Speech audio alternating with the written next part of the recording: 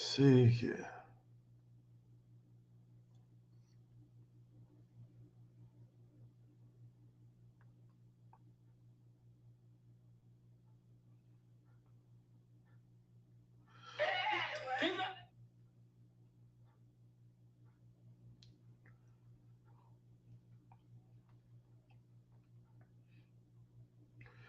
One, two, mic check. Check the mic. Voice is Sinoe live. Check the mic. Voice is Sinoe live. Mic check. Mic check. 1, 2. Mic check. Mic check. 1, 2. Right. All right. Let's get the ball rolling here.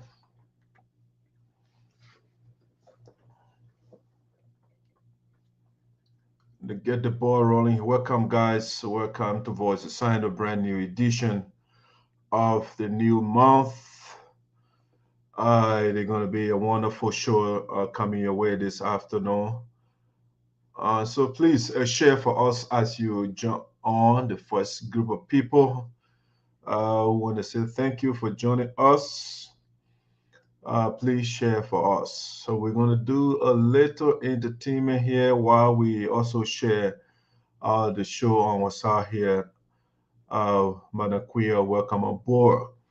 All right, let's do a little commercial here, and we will be right back with you to have a good show.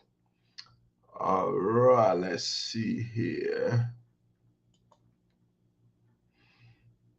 Let me get some entertainment here.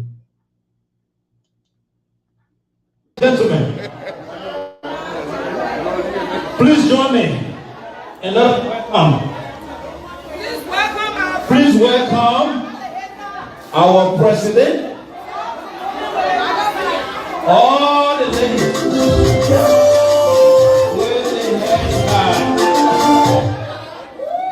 All the ladies. If you are here, you can even get if you're here, you can welcome the president. All the women, you're not glued to your seat, you can get up. You're not glued to your seat. All the women, if you are sitting on this side, excuse me, my mom.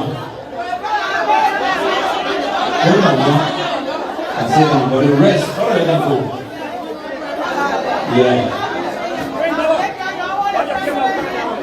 When you read my mind, you sit down. I was with my mom. When your mama, you gotta go. All the women. All the women with a bassa. Your Lana. Get ready. Yeah. All the women, your Lana. Thank you for coming. Well, ladies and gentlemen. Bassa, all the bassa. For those of you that are sitting, you gotta do something, alright? You gotta stand up.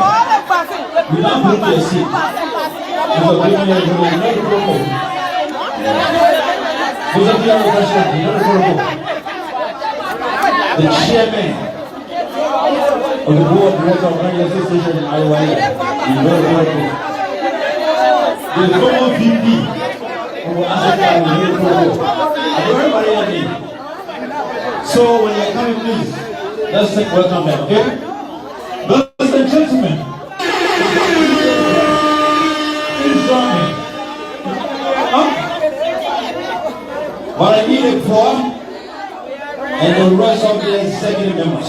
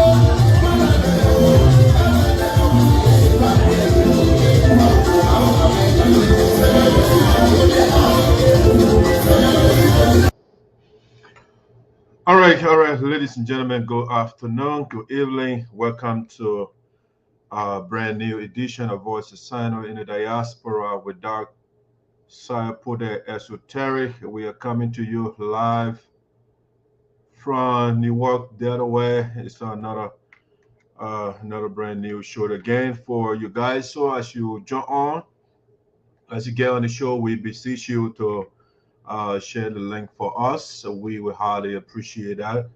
Mr. Milton Chiba, welcome aboard. Mami Sua, how you doing? Welcome aboard. Maurice Sako, welcome aboard. Mother Telma Quio, how you doing? Welcome aboard.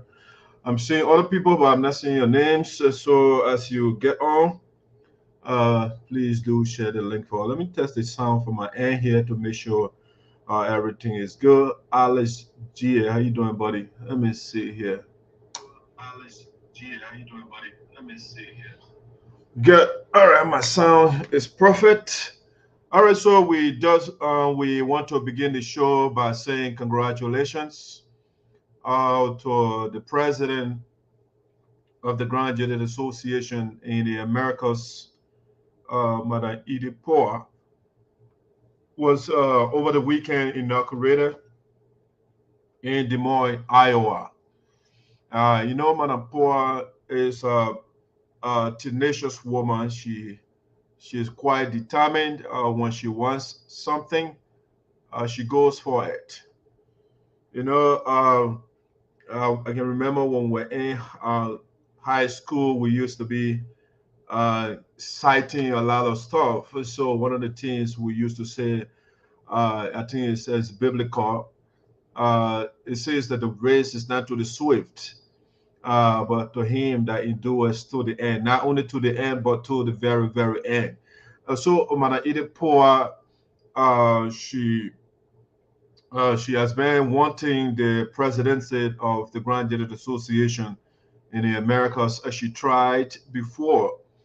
And because of sympathy, Mr. James Ubote was elected. So after James Ubote, now the people they decided to put her on the presidential bench and to see whether she can reconcile the community, whether she can resuscitate the great Graduate Association in the Americas. But I am optimistic. I am sanguine. Madam Idepoa are going to do a magnificent job because when it comes to leadership, she is not a newcomer. She was the vice president under the former president, I think, Thelma Collins, I think. And she served wonderfully with the man. Besides that, she was the Putu Association president before, or she served in other top capacity before being elected as president of the Graduate Association. She was the national coordinator for the United Support Association in Americas. So this woman is great. She comes with a wealth of experience. Prior to, she has knowledge as well in conflict resolution. And so we are optimistic. We are positive that Madam Idepoa are going to bring the great Graduate Association back on track so that it can do what it was meant to do. That is to say, to help our people in Liberia. And that's why the organization was established for. And so we are looking up to Madam Idepoa. Right now, she is in leadership. She is in the era of governance. What's the number to call? All right, shortly I'll put the number out there if you want to contribute to say one or two words. Definitely I can share the number with you. So let me do this. You see, that's a number right there. You can call that number under the talking point, what they say, Voice of Sinoe in the diaspora. We see call 267-886-0651. That's a number there to call. If you want to congratulate or you want to say something about Madam Idepoa, we can take some few calls on the beginning here of the show if you want to congratulate her before we go to the next thing. So, but again, Mana Idepoa, I know her. I have worked with her. She has her own NGO, Bless the Children Foundation, where she uses that to take care of she take care of the children in Liberia that are medically compromised. You know, that's what she has been doing with her organization. You know, so the Graduate Association is on the right trajectory here by electing Mana Idepoa. All right, let's see. Let's see. Let me see. There's a call coming in. Hello, who is this? Welcome to Voice of Sinoe. Hey, Mr. Sayopole, this is Zokla. How you doing? Hey, Zokla, how you doing, buddy? I'm doing okay, brother. Yeah. Thank you for your hard work. Thank you for your platform. You're welcome. No problem. Something caught my attention. That's why I'm calling you. When you were talking about Madame Poor and what she did, and speaking of Mr. Djibouti, the way my attention was caught, and I decided to call to make that correction. I don't know how. I'm scared to be corrected if I'm wrong, because I heard you talking about out of sympathy, Mr. Djibouti was elected president. That's what got me confused. You know, I'm like, okay, I got to call him. I don't know why I would better name like that. So, but I mean, when the people, if you want something, you know, they can give it to you based on sympathy. I think that's on a basis you were elected when you subjugated Mana Idepoa. Because when it comes to platform, so you're trying to tell today Idepoa was elected out of sympathy? No, she was elected based on her platform. Because at the time, so Djibouti was not elected based on his platform out of sympathy. That way, you're trying to tell Nigeria? No, this is what I'm trying to tell you. If you are comparing two things, right? One is better than the other. So at the time we did comparative analysis and comparing Idepoa's platform to that of James Djibouti, who wanted to build a monument. We thought that monument is not economically viable to our people, whereas Mana Idepoa, you were talking about giving our children scholarship and putting medication in the various hospitals across Grand County. So if you look at the quality of the two platforms, you thought at the time Mana Idepoa had the best. The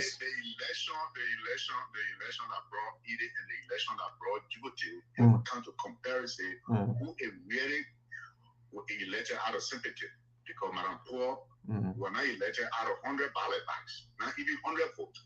And not even 100 Nigeria I voted Madame Poor, which including myself, I voted for her, but not even 100 people. And now after all, we're trying to bring peace and trying to see how we can put Nigerians together. You're coming back here, bringing a team that will open all the old wounds. You know, talking about they elected somebody out of sympathy, and Ide is more qualified than the president during that time. Nigerian believe you could take G, I want you to cite me incorrectly. I said platforms. I didn't say platform. I said platform is better than Djibouti. And I said, yeah, Madam Idepoa. Yeah, so because again, when we look at substance, right? If we look at the two platforms at the time and we said we're going by substance, then Idepoa had a better platform. For you, say for me at the time, don't speak on behalf of the entire public, because the entire public believe in the Djibouti platform at the time that why they voted for Djibouti. But if you stay here today and say Djibouti were elected out of pity, then it's very sad. It's very wrong. And I mean, your opinion is respected. So you are not a spokesperson of the Graduate Association, and just the same way I'm not a spokesperson.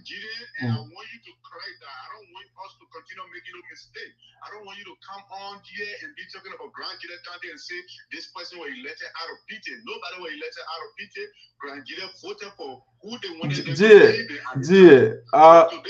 want to talk about pity, then say either was voted out of pity, Timothy was voted out of pity, because that's what you should say. You are not going to put words in my mouth. You're not going to tell me what to say. You are entitled to your opinion. You are not promoting Grand County to that division you preaching right there, But you are not. You have not relegated the substance of my. Anywhere they want to bring in any division within our community. Lady, let's talk one at a time. If you want to engage the issue, I'm fine with that. What I'm saying here, I gave you, you asked me a question, right? And I gave you reasons why I said that. I said, if you compare, because if you are running for office, what people look at is your platform, what you are running on. And I'm telling you, you have not told me that Jane Yibote had a better platform than Idepoa. You have not said that yet. That's what Grandjida believed me at the time. No. They had a better platform than what they voted for the mayor at the time. Who going to take monument over Senate children to school? Grandjida did. Yeah, so that is your opinion. That's what I'm saying. Yeah, the fact that they voted for the mayor, it doesn't mean that they voted on platform. They voted on sympathy. Oh, so now they voted on sympathy for Ide because Ide didn't have 100 votes. No, the Ide was because if you have like opposition to her, and then she didn't get 100 votes, then you say it will be sympathy. But all the people, they were afraid because she has a better platform. Who people that were afraid? Why the people did not participate against her, or they were dropped out of the race. They were disqualified because some of them didn't attend convention. Not that they were afraid. Okay, so that means they were not committed to the organization. That's what it means. Anyway, thank you for your time, brother. Thank you, buddy. Thank you for calling in. All right, so guys, I mean, we can agree to disagree, and that's the Brother G's opinion. I'm not going to be told what to say, and that's what the Messiah put there. Again, I look at platforms. I look at what you bring to the table. It's not about, how tall you are or how smart you are. When we look at the two platforms, I'm a team opposition because Mr. Jane Yibote contested multiple times and you were relegated. And so, man, at the time, everybody said, you know what, let's just give it to the man so he can be happy small. And I want to give it to him. It's not because he had a better platform or he articulated the issues better than Idepoa. No. And so when we say the truth is, that noise, like when people will let to placate, will let to make people to feel good. But I don't give people that feel good effect. No, I don't believe in that. I believe in saying the truth. And that's why the Messiah put there. I say it not for me to be loved or to be liked. I say it because it is the right thing to say. If we put two platforms together, and another man say, I want to build a statue where our children are now in school, where our hospital, no medication in the hospital, where we don't have teachers, and somebody said the building monument and the building basketball court. And this guy said, that's what the people of Rwanda voted for. No. The guy was voted based on sympathy because he wanted it so bad, he tried multiple times and they rejected him. And so now they say, you know what, I just give it to you on sympathy. And the man said, a platform, they didn't vote on platform. But GA, I appreciate your opinion, buddy. Appreciate that. Now, let's go to something I want to say again. Congratulations to Mana Idepoa on her wonderful inauguration. We wish her the best, and we are here right now. Again, she is governing us right now, and so we're going to look at her objectively. If she is proceeding the right way, we will come here and get Idepoa the praises. When she is going wrong, that's how you put it. I put her there, and so I have the right to constructively criticize her. And just the same way, at least the Sapo community as well. Francis Claude Myers is the president. And the criticism before was, the guy, Francis, he's in the administration. Whatever he says on his show, it reflects your administration. I'm not there anymore. And so right now, everybody's feet will be held to the fire. So either when Francis does it right, I will come here and praise Francis. If Francis goes wrong, I will say as well. I'll say, no, my daughter go this way. The same thing, Idepoa, when she's doing the right, I will come here and send the inconvenient to her. When she's going right, I say, no, Idepoa, you're going wrong. You have to come back on course. So that has been my role, and that would be my role. And so I'm impressed. I'm happy that our two communities, our two counties, they have good leaders. The Sapo community has a good leader, and Grand Jeda County Association has a good leader. And so I'm optimistic. Our children back home, they will get the care that they need. Our children in towns and villages, Now, rest assured, you have good mothers. You know, mothers are nurturers, right? They will be, you will be taken care of. It's not men that will be arguing and fighting the whole day. Somebody wants to show authority. That time is over. Right now, the first thing on the agenda of Mana Idepoa is to reach out to the former president, Fred Gwen, to see how they can bring the community back together. And that is the agenda. And that's the first thing we want to achieve. I'm with her. And so we're going to give her the ideas. We are the think tankers. You know, we're here to think and give our people the right ideas. So I want to welcome the national president of the USA, Francois Clamayos, welcome aboard. The chairman of the Sincon, the board chair, as you say, of the Sincon people, Mr. Claro Mane, welcome aboard. All right, all of you that are following, let's get into the show now. We just wanted to start with, I'm watching from Houston. Thank you, Mr. Mondibu, for joining us. All right, I'll be looking at your comments later. So now let's go to, let's start with the basic stuff, because the show today is predominantly the campaigns. Excuse me, the campaigns inside the country or in Liberia as a whole, because I have a moral obligation to tell the citizens of Sinoe County. Again, I want to get my house in order. And so I started in the US first. I make sure that the right leader is in place. So we put Francois Clamayos. We fought and we brought Idepoa down. She's in authority. So the United States is secure right now. My goal right now is Sinoe County. Is to make sure we have the right people in authorities in Sinoe County, so that our people that have been grappling with poverty for decades, for years upon years, so that they too will get a portion of their nation's resources. They will not always be on the periphery, on the margin of society. They will not be relegated on the bench of begging and poverty. And so predominantly the show will be Sinoe County, the politicians, the people that are running, that want to lead you. I'll give you the pros and the cons. That will be the major talking point. But before we go into that, let's first go this route. I want to begin with developments in Africa. I want to put my flag here. All right, so we want to begin with developments in Africa. This one, I think all of you that follow the news, you are abreast of it, so I'll be right back.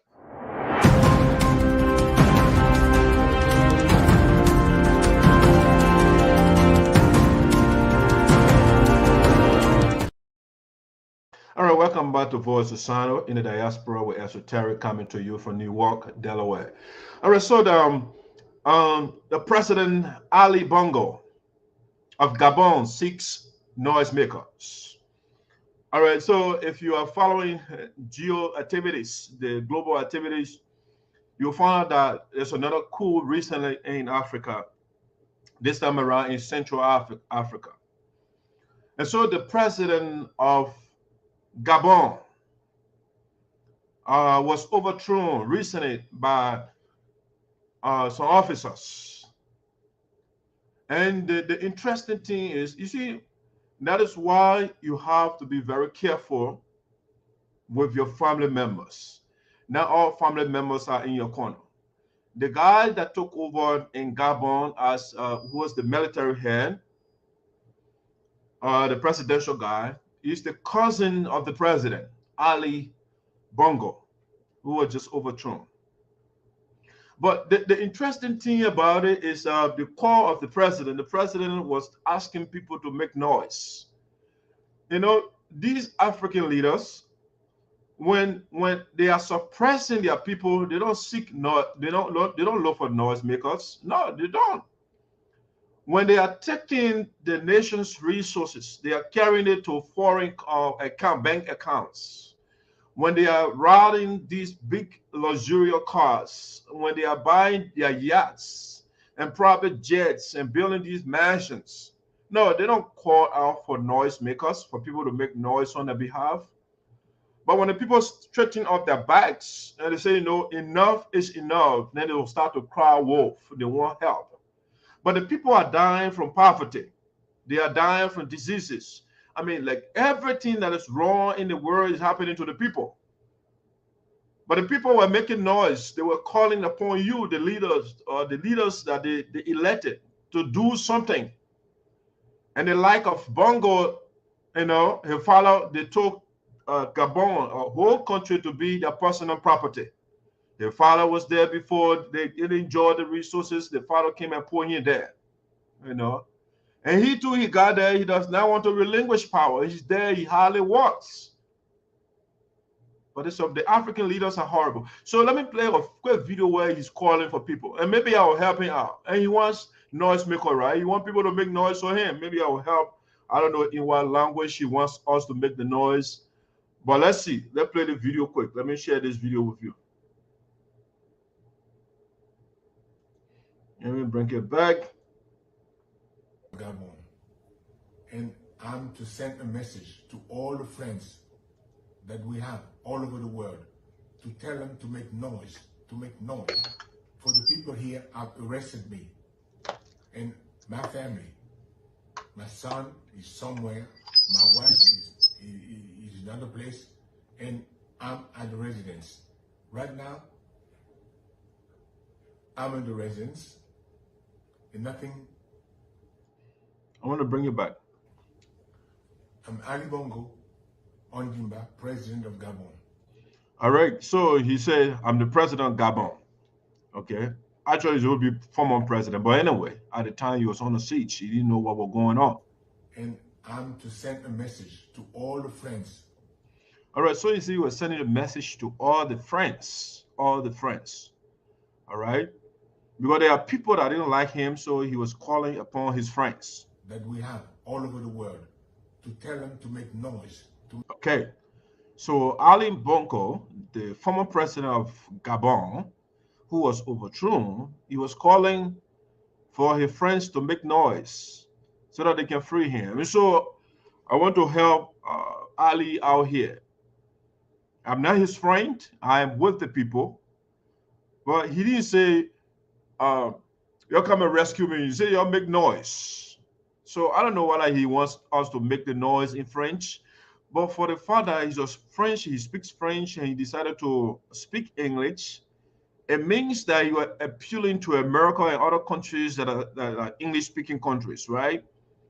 And so I don't know what kind of noise you wanted to make for her to yell. And so I will join Bongo. I will help him out right now and make the noise. And say the people that might not noise I can make now. Send them and say we should make noise. I want to use this opportunity to congratulate the soldiers that took this dictator, this oppressor of the people. The man who his father they took a whole country to be their personal property. The noise I'm making now. I want to thank the soldiers for taking this guy out of power. I'm glad that you did not harm him. You did not kill him. But yes, that's the right thing to do. The power or good life is not only good for Bongo and his family. No. It's not only good for him and his family. So we want to say thanks to the soldiers. See where the guy is sitting. Beautiful. But when he gets out of that building and see how the people that he is leading, how they're living, I don't know how these guys, they think, how they go to sleep at night. When you are living luxuriously and the people that give you authority, they are literally living like animals. How do you feel? And so Bongo is asking for people to make noise. No, we are not going to make noise on your behalf. We are going to make noise on the behalf of the people. We want to say thank you to the soldiers for taking Bongo and his family out of power. It is time for somebody else to get there too. You know, you can't be in power in perpetuity. You get there constitutionally when your time expires, or as you are in power, you try to train another person so that when you leave, another person will be there. But these guys, they think that they can live forever, and so they don't even have time to train other people. Anyway, they're training their family members to take over because their family farm, which is wrong. It's dead wrong. And so I want to say thanks to the people of Gabon, the soldiers. My only problem is the cousin, the guy that took over is a cousin of Bongo. And so the family dynasty continues. And hopefully he will relinquish power pretty soon. Because he too benefited a whole lot from the loot of Bongos and his father. And so now he is the one coming out to liberate the people when he has taken the people money and go to other foreign countries and spend the money and build mansions and stuff of that nature. And now he's coming to be the liberator. So pretty soon, the cousin of Bongo should be able to turn power over, because if the people allow the brother to remain, the cousin to remain in power, that means, hey, there's no need to take Bongo from there. You got the same family. They're the same family. All right, let's listen to a whole speech.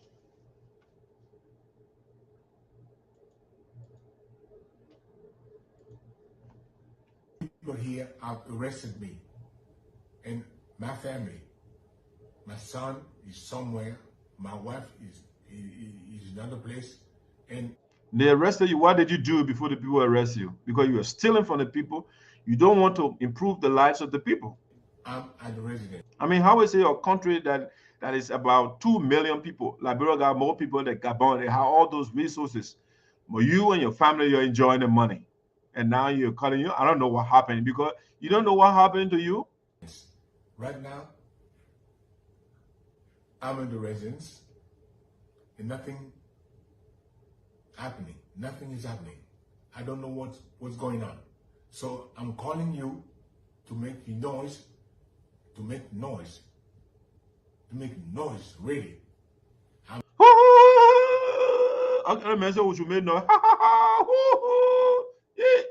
Nonsense. You need the bad African leaders. They just proceed wrongly all the time. You know, when they are in mess now, they're asking for help.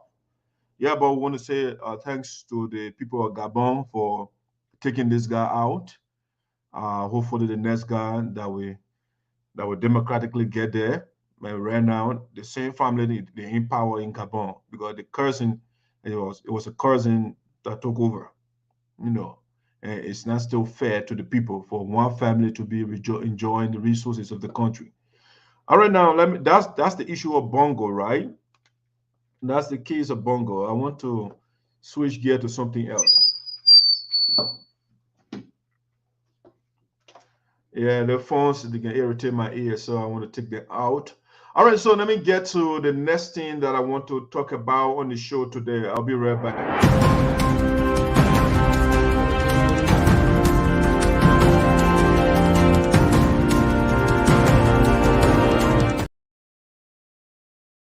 All right, ladies and gentlemen, welcome back to Voice of Sinoe in the Diaspora. So this one, you see, the African leaders are weird set of people. And so the waves of coups are going around in Africa, you know, from Mali to Guinea to, I mean, all over the place, the military coup, the military taking over, right?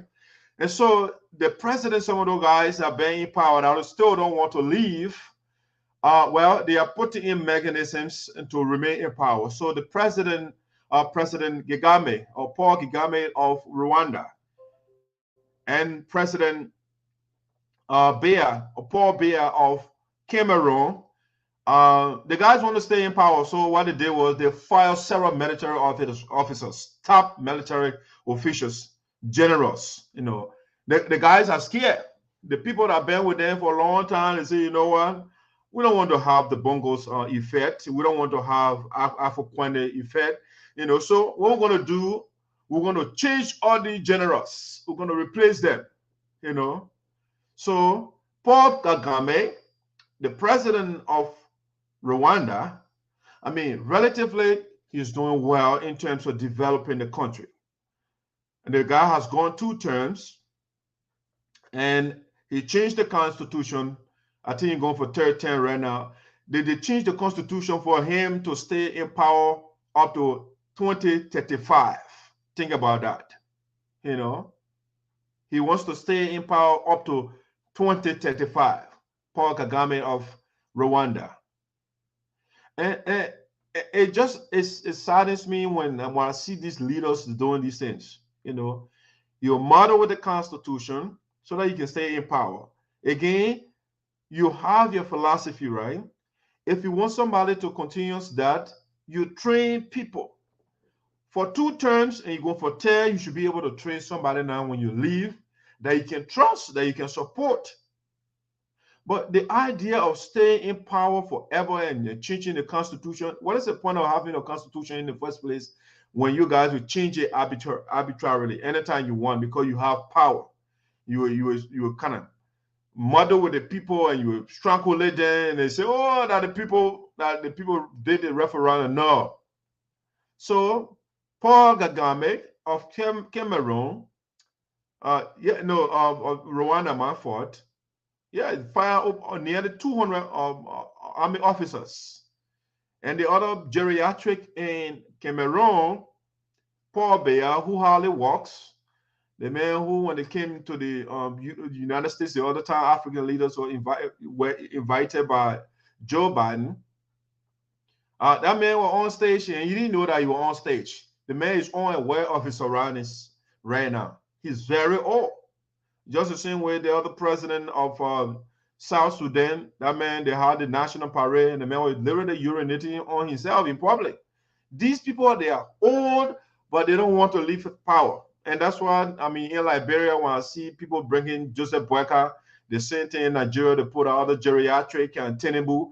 I mean, you got the old men all over the place. They've been in power for years upon years, but they can't train the young people to come to take over from there. They want to be there and die and put their family members, you know.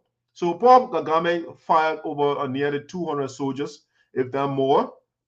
And then the same thing, Paul Biya did the same thing. They want to protect themselves, but they are not secure because once these guys, they are leaving, yes, you fire them, but guess what? You don't take that military knowledge on their heads. No, you can't cleanse their head. They still got the knowledge. They still have influence. They got soldiers that listen to them. So, I mean, firing these guys is no solution for you to stay in power. They can take you from there anytime. The other one in Togo over there, Yasengbe, Yadima, Atina, his son. I mean, he over there. I mean, they're taking these countries to be their property, personal properties. And I mean, I like the way the military going because they are there to protect the citizens. You know? So people you can be protecting. I was listening to this someone reported the other day in Tinubu in Nigeria. He said, "Oh, the military, you got to be committed to the president." Oh, like what? Committed to the president? No, the military is not there to be committed to the president. The military is there to be committed to the Constitution. All right, and that's why the military, therefore, to protect the country and the people. Now the president to be loyal to the president. There's some personal property of body guys. Those are for the states to protect the state. They are committed to the Constitution, you know, to protect the Constitution and the state. All right, so Tinubu are trying to, be committed to the president, you know, be loyal to the president. I say, look at it. These old men, they don't want to leave power, and so they say all these different things. So that's what's happening right now in the latest development from Rwanda. The president is afraid. Paul Kagame, you know, you're doing the wrong thing. When you're doing the wrong thing, you can be afraid. And also he's afraid, and he fired nearly 200 soldiers. The same thing with the president of Cameroon, the other old man, you know, he refused to leave power as well. He fired, I think, about 83 officers, you know, military officers. He got rid of them, you know. So that's some of the developments around Africa that I want to share with you on the show. If you're just joining us, welcome aboard. Mr. James Panto, welcome. Gedusua, how you doing? Welcome. I seen Juan Greaves, how you doing? Anthony Ticlo Maswell, Greaves, how you doing? The second. All right, if you are following, you comment. I will recognize you. Some people, they follow the show from YouTube. Again, we want to also encourage you to subscribe to our YouTube page. On YouTube, is Voice of Sinoe in the Diaspora. Subscribe to it, and you hit the notification bell so that when we go live, you want to be notified. Or we'll publish something, you will know. All right. So subscribe to our YouTube page, Voice of Sinoe in the Diaspora, and on Facebook, we go by DIASPORA Esoteric. So please also share the show for us. The election that's coming is very important that we educate our people. We provide the relevant information to our people. All right, so now let's go to Liberia. I'm going to Sinoe County. But before I go to Sinoe, let me see here. Let me bring my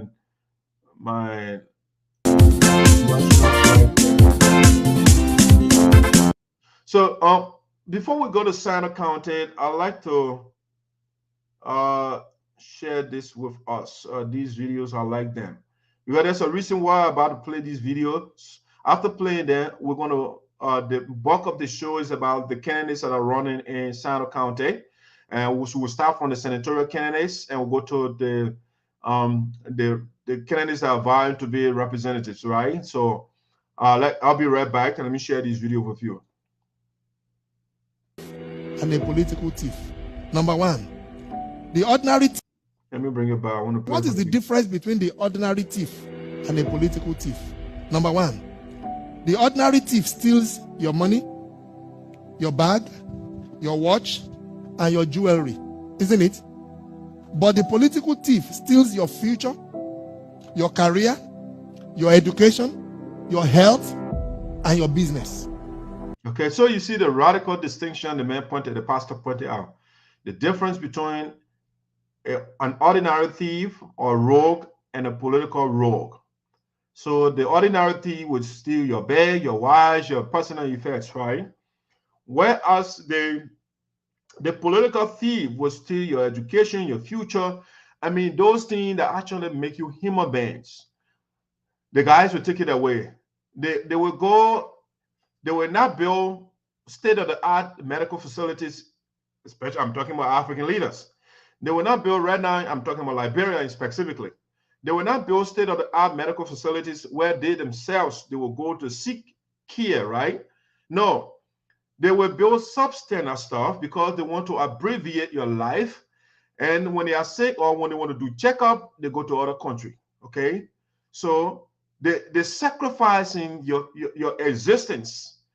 If they want education, they build substandard facilities, right? They send the masses children there and they send their children somewhere for quality, so they sacrifice the future of the children. So the man is pointing out the distinction between the political thief and the ordinary thief. Listen to him. Let me bring it back up and put it back on here. The hilarious part is that the ordinary thief will choose whom to rob. But you are the one who choose the political thief to rob you. That's a key distinction right there, right? Because the regular rogue will decide what kind of house, whether you should go to Maxwell Grisby house or to go to our former president's house. The regular thieves or rogue decides to do that, right? Whereas the political thief, you, the people, right now, you are October 10, you are going to the ballot box. It is you now deciding to select, either you select the right person or you select a rogue, like Milton Tiaje, for example. All right, you either put that rogue there to loot from you, or you put other young man, son and boy Noah, to build personal houses for himself. So the pastor is pointing out the difference between a political thief. You choose that political thief to rob you. Okay, listen to him. He is making a lot of sense.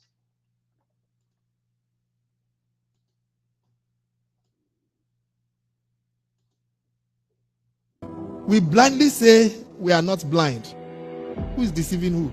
The ridiculous part of the whole issue is that we will fight to defend and protect our belongings from the ordinary thief. Is it not? But we fight each other to defend and protect the political thief. Yes, exactly. All right. We fight each other. You the citizens of Sinoe County, I see my children right now in Sinoe. They're cursing people out. They're cursing each other out for a Milton TJ that was declared guilty for corruption. Okay? So that's what we do. We fight each other for a man that is robbing us, for the politicians that are robbing us. They're literally robbing of us, or they're killing the future of our children. But we'll fight for them. No, we don't fight for ourselves. And that's what the show is here. Let's listen to the pastor.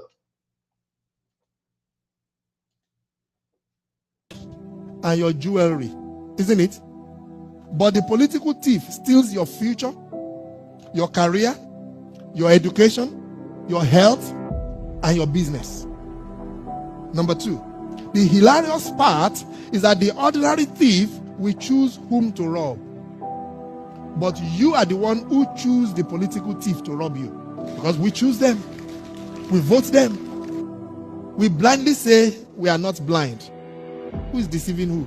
The ridiculous part of the whole issue is that we will fight to defend and protect our belongings from the ordinary thief. Is it not? But we fight each other to defend and protect the political thief. Is that not what we do? Thugs will be fighting themselves to protect those that are stealing our career, stealing our joy, stealing our health, stealing our success. What a shame.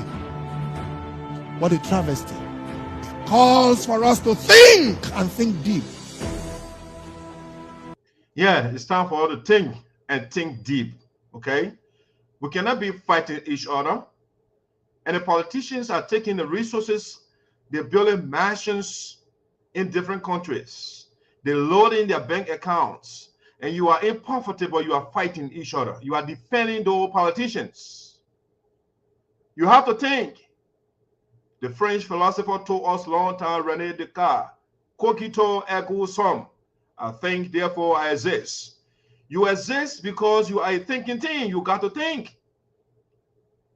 Abraham Lincoln told us, you can fool some of the people some of the time. You can even fool all of the people some of the time, but you cannot fool all of the people all of the time.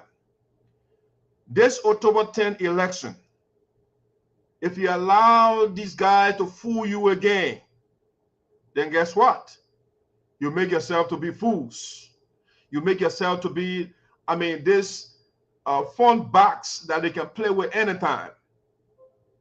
The onus, the responsibility is upon you to free yourselves from these thieves, for these people that are destroying your future for decades upon decades.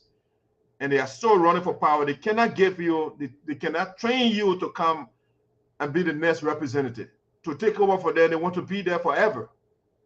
Now, let's listen to the other speech here. This is also deep. Now, I want to share some of the things that are coming. I'll look at them shortly. But this one too, let's listen to, that's what they're about to tell you, right? You hear a lot of them right now. They will give you all the stories. They will write all the different platforms, right? But let's listen to the political, they are all political messiah, right? They're telling you all type of things right now. I love this video, and I'll be playing it all the time. Listen to it.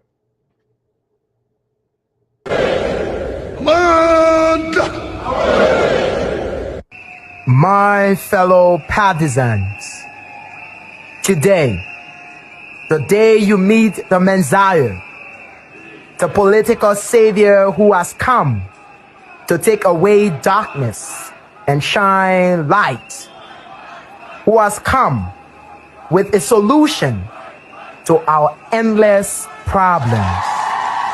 He brings better infrastructure, road connectivity, and better laws for our nation. I present to you the political Messiah.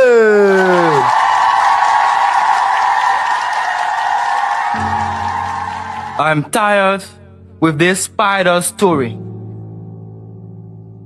Citizens, sons of the soil who value your God above your future, your kingsman has come with dictions infected with contradictions to reap what he didn't sow. A seat in the house And since you have sowed this seed many times before, I know that with the few bags of rice I brought, your elders will make me the people's choice. All right. So now, right now, you see some of them, they're dividing bags of rice. They're giving you shoes. They're giving you T-shirts. They're giving you motorbikes. Now, the political messiahs that come in here, they do those things to trick you so that they can get your votes. All right? In my platform, I promise to transform your lives with structural reform, lawmaking, oversight, and representation. But the people who printed that platform were making fun. See, I am here to promise you milk and honey, and in turn take away your hope and money. I will build you roads which will only link my house to my office. Yes, that's what they do. The government official, they get drive on a muddy road now, so they got to build the roads. I mean, they're going to their houses and their offices. Will use your taxes to provide quantity education for the masses. Then send my children abroad for quality education.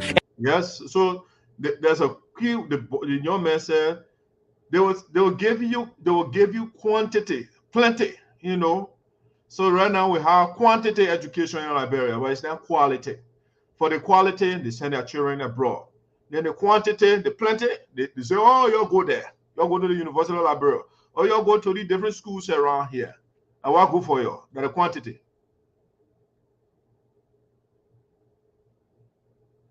And count on me to improve your agricultural sector by turning the national covers into my power farm. And I will bring electricity into this city, but it will only serve me, myself, and I. Today, I am down to earth, the man of the people, but tomorrow you people will count light posts behind my convoy. Before my turn you ends, I will turn you from vibrant youths to noisy minority. Vote for me and I will make you swallow your sweat. I swear, pull it in the hole. You will strike for your own salaries until you run crazy after accepting all my donations. What else do you expect me to do for this nation? I have already paid your pastors to pray over me so that after elections I can pray on you. I have made your top musicians to sing my praises before I sing this country. I am corrupt to the core, and at least now you know. So please, place your future in these hands that I will use to take your cookies from the cookies jar. My colleagues and I will sweep your destiny under the carpet in committee room and go on to turn every section into a market ground and keep this nation in constant recession with our actions. I am Delilah. I cajole you with lies and you know, but my sweet tongue has taken away your sense of reason. Something. I know you came prepared to hear the gospel of change, but change my feet. Brace yourselves for a future as empty as the promises I fed you. I am the political Messiah, but while Christ fed 5,000, I will feed on 5 million. Oh yeah. Jesus in the Bible is feeding 5,000 people, but the Liberian politician, they will feed on 5 million people. Yes, they will subsist instead of feeding the people, instead of finding a way to improve the condition of the people. Yes, they are leeches. They are parasites on 5 million people. So go on. Follow me with blind loyalty because... Oh, yes, you vote for them. You follow them on blind loyalty. You go. October is coming. Go back and vote for the man because you guys from the same section. Because you guys from the same region. Because you guys from the same tribe. Go. Blind loyalty. Soon you will beg me like blind people. Go on. Elect Hitler and expect anything less than a holocaust of your own dreams. Go on. Oh, yes. It's a pogrom. They will kill you. It's another holocaust. Go and elect Hitler. Go and elect Bin Laden. Yeah, go. You go elect Charles Taylor there again. You go there. That's what we go for. We can sing. We are good singers. You kill my father, you kill my mother, I will vote for you. Sanction, no sanction, I will vote for you. You'll go back. Elect this Pharaoh-minded politician who won't let his people grow, go on. Elect me, and I will show you the definition of eat and lay, go on. Elect the devil, you know. Yes, that's it. I love that video. You know the devil already, right? Go and elect him. You put the devils. The citizens of Sinoe County, good afternoon, good evening. Welcome to the Voice of Sinoe. If you are not from Sinoe as well, good afternoon. October 10 is the day for you. As the young man rightly indicated, they got some devils. The guys will literally tell you, I am a devil. Okay? They'll tell you that. They'll tell you, I am a devil, and you can go and vote the devil. Listen to one of the devils in Sinoe County. Now, I'll tell you this. I am not an angel. Now, I'll tell you this. I am not an angel. So you hear one of the devils in Sinoe County. He is not an angel. But I see my children in Sinoe County, they are campaigning for this devil. The man is telling you, I am not an angel. I'm here to harm you. I'm here to take your future away. I'm here to give you substandard things. I'm here to sponsor bills so that people can be raped. The devil told you. But it is up to you to go and vote for the devil. But at this point, I'm going to do the pros and cons of the candidates for the House of Representatives. Let's start from there for now. I'll go back to the big guys, right? Let's start from the big guys first before we go to the what you call the House of Representatives. Let's go to the senatorial candidates first. Okay. Let's look at the pros and the cons of the candidates for the Liberian Senate, at least for Sinoe County. Okay, that's my focus right now. So in Sinoe County, the way the Christian, they have their Trinity. In Sinoe, we have our political Trinity as well. And in the Christian Trinity, they got the Father, the Son, and the Holy Ghost. Or if you like Father, Son, the Ghost. Okay? They put the Holy there, so it can sound better. In Sinoe, we have Father, Father, and Father. Or if you want to put it another way, you can say Father, Father, and Son. Because Quinton Duncan is a son of TJ. Okay? So here are the Trinity. Here's the Trinity of Sinoe County. And let me do this right here. I want to put this video to isolate myself. Let's see.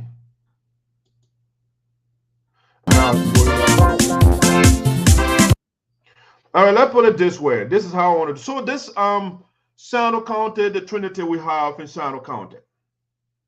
And again, this section is to do the pros and cons, meaning what the good things and the bad things of the candidates. That's what I want to tell you now.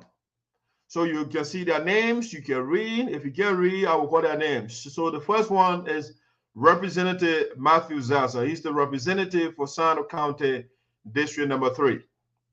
You have Senator Milton Tiaje.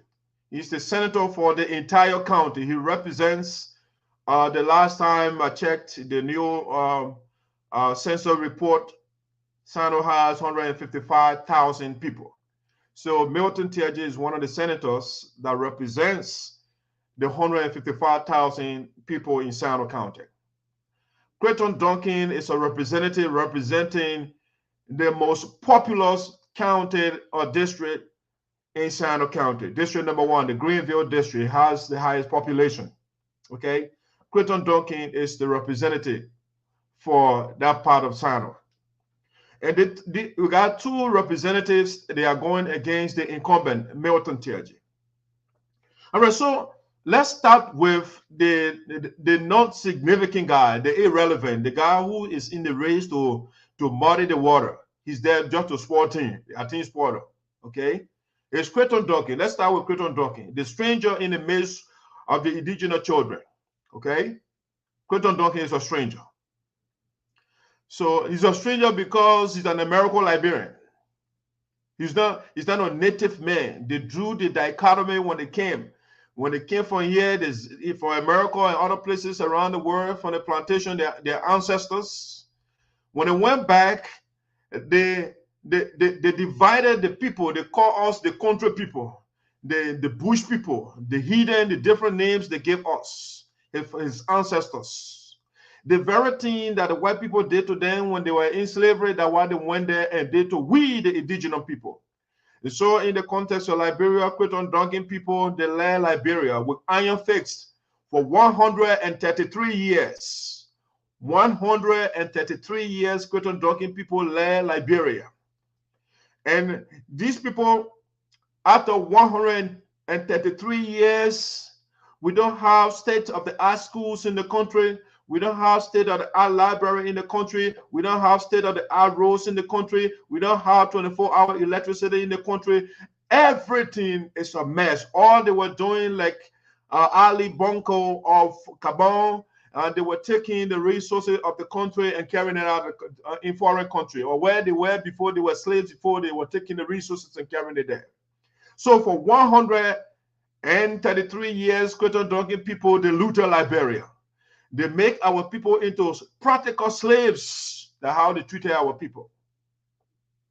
They beat them. If you want to get like detailed analysis, the history of Creton Duncan people, get Kai Wille's book, Liberty Hijacked, so you can know how they treated our people in the country. Kai Wille detail give you a detailed analysis. Mr. Wille did that. So Creton Duncan, TJ told you he's a devil, right? He's not an angel. And so the devil, since 2017, if I'm not in the marginal error, brought this devil, his son. And brought, knowing the history, okay, the same way TJ has a history, right? He brought the other American Liberian guy called Charles Sinoe, and together they murdered 250,000 innocent souls in the country. All right. So when he supported Charles Taylor, and Charles Taylor was taken to the Hague and subsequently taken to the UK and put in jail for 50 years, Milton Teje said, no, I will continue this to support these people so they can continue to suppress our people. So he brought Creton Duncan. And our crew for the 8 sections, the people put together. They said, no, we don't want this American Liberian guy, Creton Duncan. We want our son, Jefferson Kamor. That's the man we want. So Pierre Tiaje said, you know what, elders, the crew for the 8 session, I don't get time for you. I'm not here to listen to you. I'm here to put the man that I want, because the Charles Taylor cousin. And then what Charles Taylor did is good. So I need the Charles Taylor cousin to be the representative for District Number 1, Sinoe County. And so for 6 years, immediately this American Liberian Creton Duncan got in Sinoe County, Milton Teje and him, they became enemy. They can't talk anymore. They are on TV and radio and cussing each other out right now. Creton Teje said he's the owner of the county, and he took Creton Duncan to the slaughter hall because that's what Teje knows. Him and Taylor, they killed 250,000 people. So that's, I mean, killing one man is nothing. I mean, he will tell you, my God killed number slaw, you know, and those different things. So he took Creton Duncan to the slaughter hall. All right, him and Creton Duncan. So the men Tiaje brought, ignoring we, the Crew people, we, the Sapo people, we, the Jepo people, and the different indigenous tribes in the country. He brought this guy on us. Now they cannot speak anymore. So now the question is, if Milton Teje brought a guy to you, and him and this guy, they cannot speak anymore. He has told you different stories. He has brought different people to you before, and no success. Why should you listen to this guy that Teje no longer trusts? Teje himself does not trust Creton Duncan. So why you, the people of Sinoe County, should trust Creton Duncan? So, and we are talking about the pros and the cons. So the first thing is the guy who brought Creighton Duncan to you, Milton Teji, he says that Creighton Duncan is not trustworthy anymore. Just the same way he himself, he's a devil, he's not trustworthy. It's a con, right? It's against him. Now let's look at Creighton Duncan specifically. Let's zoom in on Creighton Duncan. So you gave Creighton Duncan 6 years. Now let be fair to him. Let give his pro first, the good things, right? The good things of Creighton Duncan. Creighton Duncan went to school, all right? There was he and his father, they were arguing the other day whether his degree is authentic or not. Him and TJ will sort that one out. They were fighting. He said TJ get fake document. TJ said he got fake document. The two of them, they were going at. But the idea is Creighton Duncan went to school. We learned he has a degree in political science. Okay. Another thing we know of Creighton Duncan, which is a con, is yes, he was a truck driver before. Okay. We learned he's a businessman. Okay. And there are good business people and there are bad business people. But Creighton Duncan is a bad businessman. And I will tell you why he's a bad businessman. And when it comes to pro, Creighton Duncan, relatively speaking, compared to Sonny Boy Noah, he speaks better, okay, than Sonny Boy Noah. And Sonny Boy Noah mentor. In terms of pro, what can we say about Creighton Duncan? We can say that the money he looted, I mean, he ready can share among the people so that he can use it to fool the people to vote for him so he can get more. So he can get the money to the people. Even though when he came to the U.S., which is a con, right? It's against him. He came to the U.S., he attended the Support Association convention, and he said, you want to get $6,000. On the spot, he gave $1,000.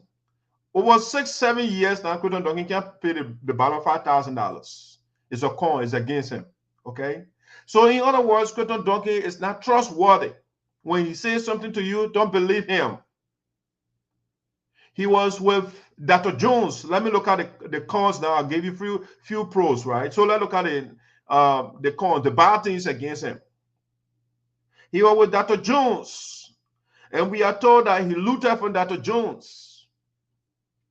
Yeah, he robbed the man because the man was the governor for the bank, the Central Bank of Liberia. Creighton Duncan duped the man. Right now, Creighton Duncan cannot talk to Dr. Jones just the same way he can talk to Milton Teji. Okay, this American Liberian guy is dangerous. He's dangerous. One time he wanted to have some program in Sinoe County, and I think Milton Teji went on radio and said, "Oh, the guy is planning to overthrow Judge Biya," and that thing went all over the place.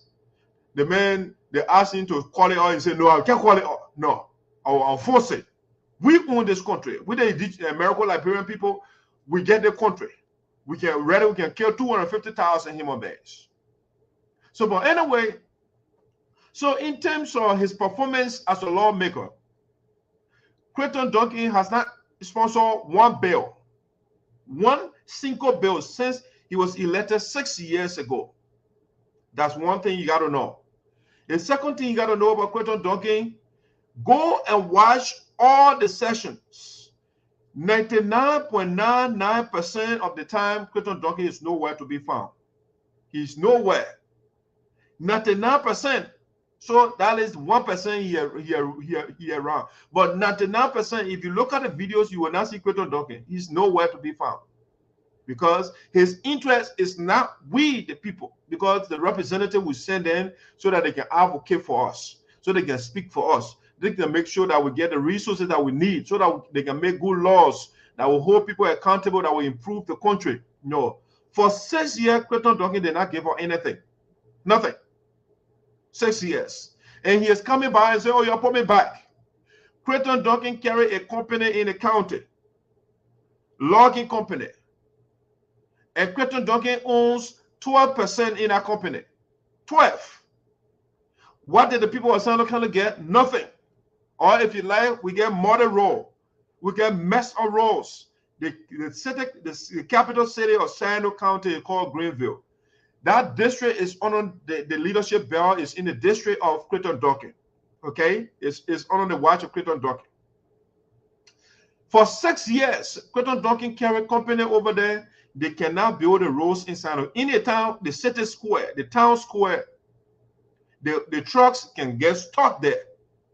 Okay, that's how well Clayton Duncan is representing this one. Number one, the trucks, the locking trucks are getting stuck in the city square. When you get time, just look at the picture of Sinoe County, the Greenville. You look at that place, it's the biggest village, or let's say Stone Age village in Liberia. Clayton Duncan neglected the place. All he wants is money to do a cold storage business, to do different things. So a personal business, that what he wants to do. He carried Filipino the other day. He said they're going to train doctors or the type of nonsense. The man's a crook. He's a con man. Okay, Clayton Duncan is a con man. He has been conning our people for 6 years. 6 years. Clayton Duncan, if you get on right now, go on the internet and just Google Clayton Duncan. The children worked for him, they campaigned for him last election. Clayton Duncan won the election. Clayton Duncan, the people that did his banner, they call them skilled workers. Clayton Duncan refused to pay the people. You know how he calls them? Don't country boy, they are crooks. I'm not going to give them a dime. That's how he treated our people. Go on the internet and see all those things about Clayton Duncan. This is the man that is coming, and that's why I'm calling you a spoiler. He's just in the race. Because when two indigenous sons are running, a foreigner cannot do anything. He can't win. The only reason Clayton Duncan became representative is because the indigenous sons supported him. So the people listen to the indigenous son. But now the indigenous son is not behind you anymore. How can you win? You are cursing the man. The man that made you representative, you are cursing the man. You calling all sorts of names. Okay? So the late Numbers Law one time quoted that of Sawyer. He said the greatest sin a man can commit is the sin of ingratitude. When somebody does something for you, you don't appreciate the person. And Clayton Duncan is one of those persons. TJ said it to him, the man cannot appreciate anybody. All right? So Clayton Duncan is not the right person for you, for sure. It's not the right person.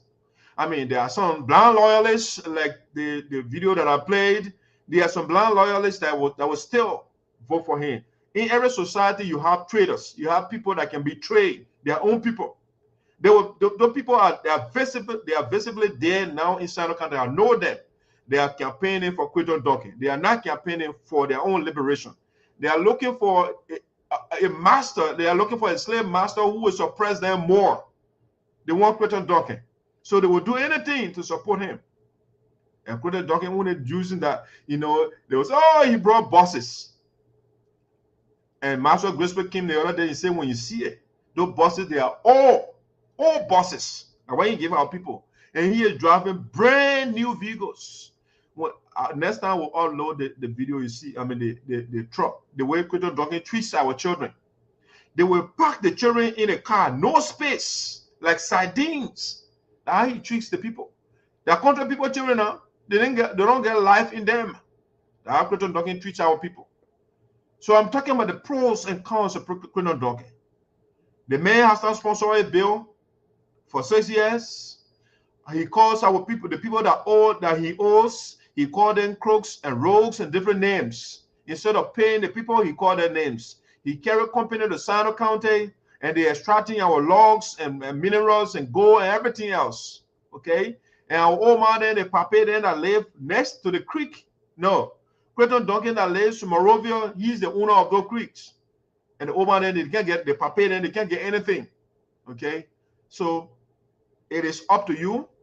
If you think this oppressor of you is the best person for you, go for him. But I will say Clayton Duncan one side right now because he is irrelevant. He is irrelevant. You ready? You may be the other one a big pump. I was like, how can Clayton Duncan say this? Your forefathers, your people were in power for 133 years. They did not build pumps all over the place. We don't have to have community pump. All the homes in Liberia, they're supposed to have pump, running water, everything in it. That old Stone Age thing, they're still doing bathing point in town square. Who does that in the 21st century? And Clayton Duncan say, oh, nobody has built pump. Hey, Zaza did not build pump. DJ did not build pump. I said, locally guy, you shame on you. For 133 years, your people then they suppress the people. They couldn't build school for them. They couldn't build hand pump. And you can't put mouth on people that are trying. It's Zaza that gave you first community college in the history of Liberia since 1847, when your people were leading the country. And you go on campaign and they tested you and they say, okay, maybe Clayton Duncan will be different from your ancestors. Okay, let's try him. They gave you 6 years. And Clayton Duncan did not build one pump for the people. But you go on campaign trail and vilifying people and disparaging and berating and saying all these different things about people that are trying to improve the lives of our people. Clayton Duncan being power for 6 years. How many of our children, the indigenous children, the country boys and girls that are beyond him, how many of them he sent out of the country? All the different foreign trips that Clayton Duncan had made, how many of them he brought with them to see how the United States looks, or how China looks, how Korea looks, how Canada, all the different trips? Clayton Duncan does not want to open the eyes of the children because there will be a challenge to him and his children. No, Clayton Duncan is the wrong one for you. Now, let's put Clayton Duncan aside. Let's come to the two indigenous children. Let's start with Milton Tiaji, or better yet, I will main the last. Let's talk about Zaza. So, when we talk about the pros and cons of Zaza, maybe you will call this a con. It's against him. He is not somebody who talks a lot. You know, Zaza is not somebody who will be talking whole day like teaching and running their mouths. No. So maybe you can call that a con. He's not a plenty talker. He talks when it makes sense. Okay? When it will benefit the people, when it will bring the people together, he talks. But other than that, Zaza will not be like Cheji who will have unnecessary press conference just to cause people out. No. So maybe Zaza is not loquacious. He can talk a lot, so he can say, okay, it's against his con, right? What can we point out as a con against Zaza? Maybe you will say it's a con because the man, you see, anything that you do over plus, it becomes negative. So he is so nice. Zaza is so nice to the point that he will forget himself. So maybe we can consider that to be a con, something negative against him. Because he's so nice, whether you cussing, you don't cussing, whether you love him, you know, like he still helps you out.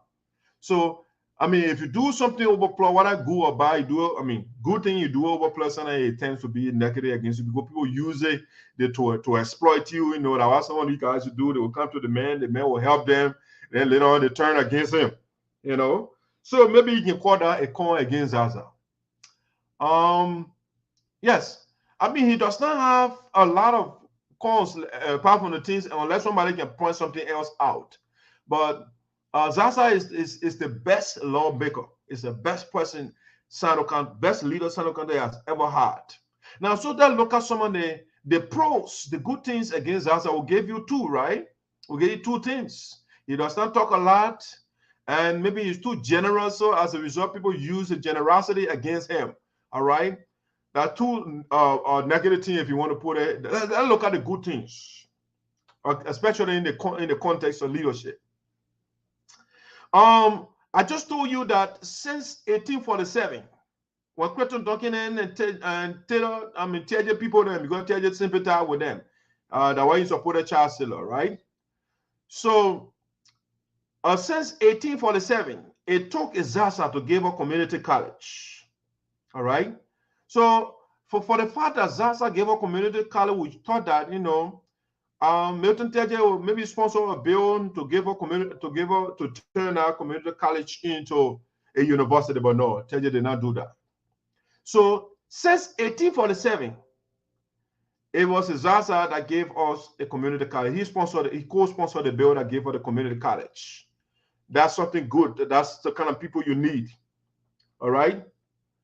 When people are taken from jobs, when TJ and Clayton Duncan are writing leaflets and writing articles to take our people for employment or for our people not to be hired, it is Zaza who defends those people. He the one speaks for them. All right. So people, TJ and Clayton Duncan, was the Boko district, so the people can get jobs. It's Zaza that represents the people. He represented our people so that they can have something to eat to at the end of the day. They can take care of the children. It was Zaza that did that. Okay. It took Zaza since 1847 to give us telecommunication service in district number 3. Since 1847, they only played a high school. It's the capital city where Christian dogging people then they used to live.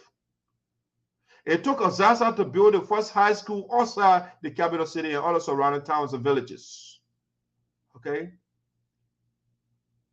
It took Zaza to expose the corruption in Sinoe County, spearheaded by Milton Tiaje.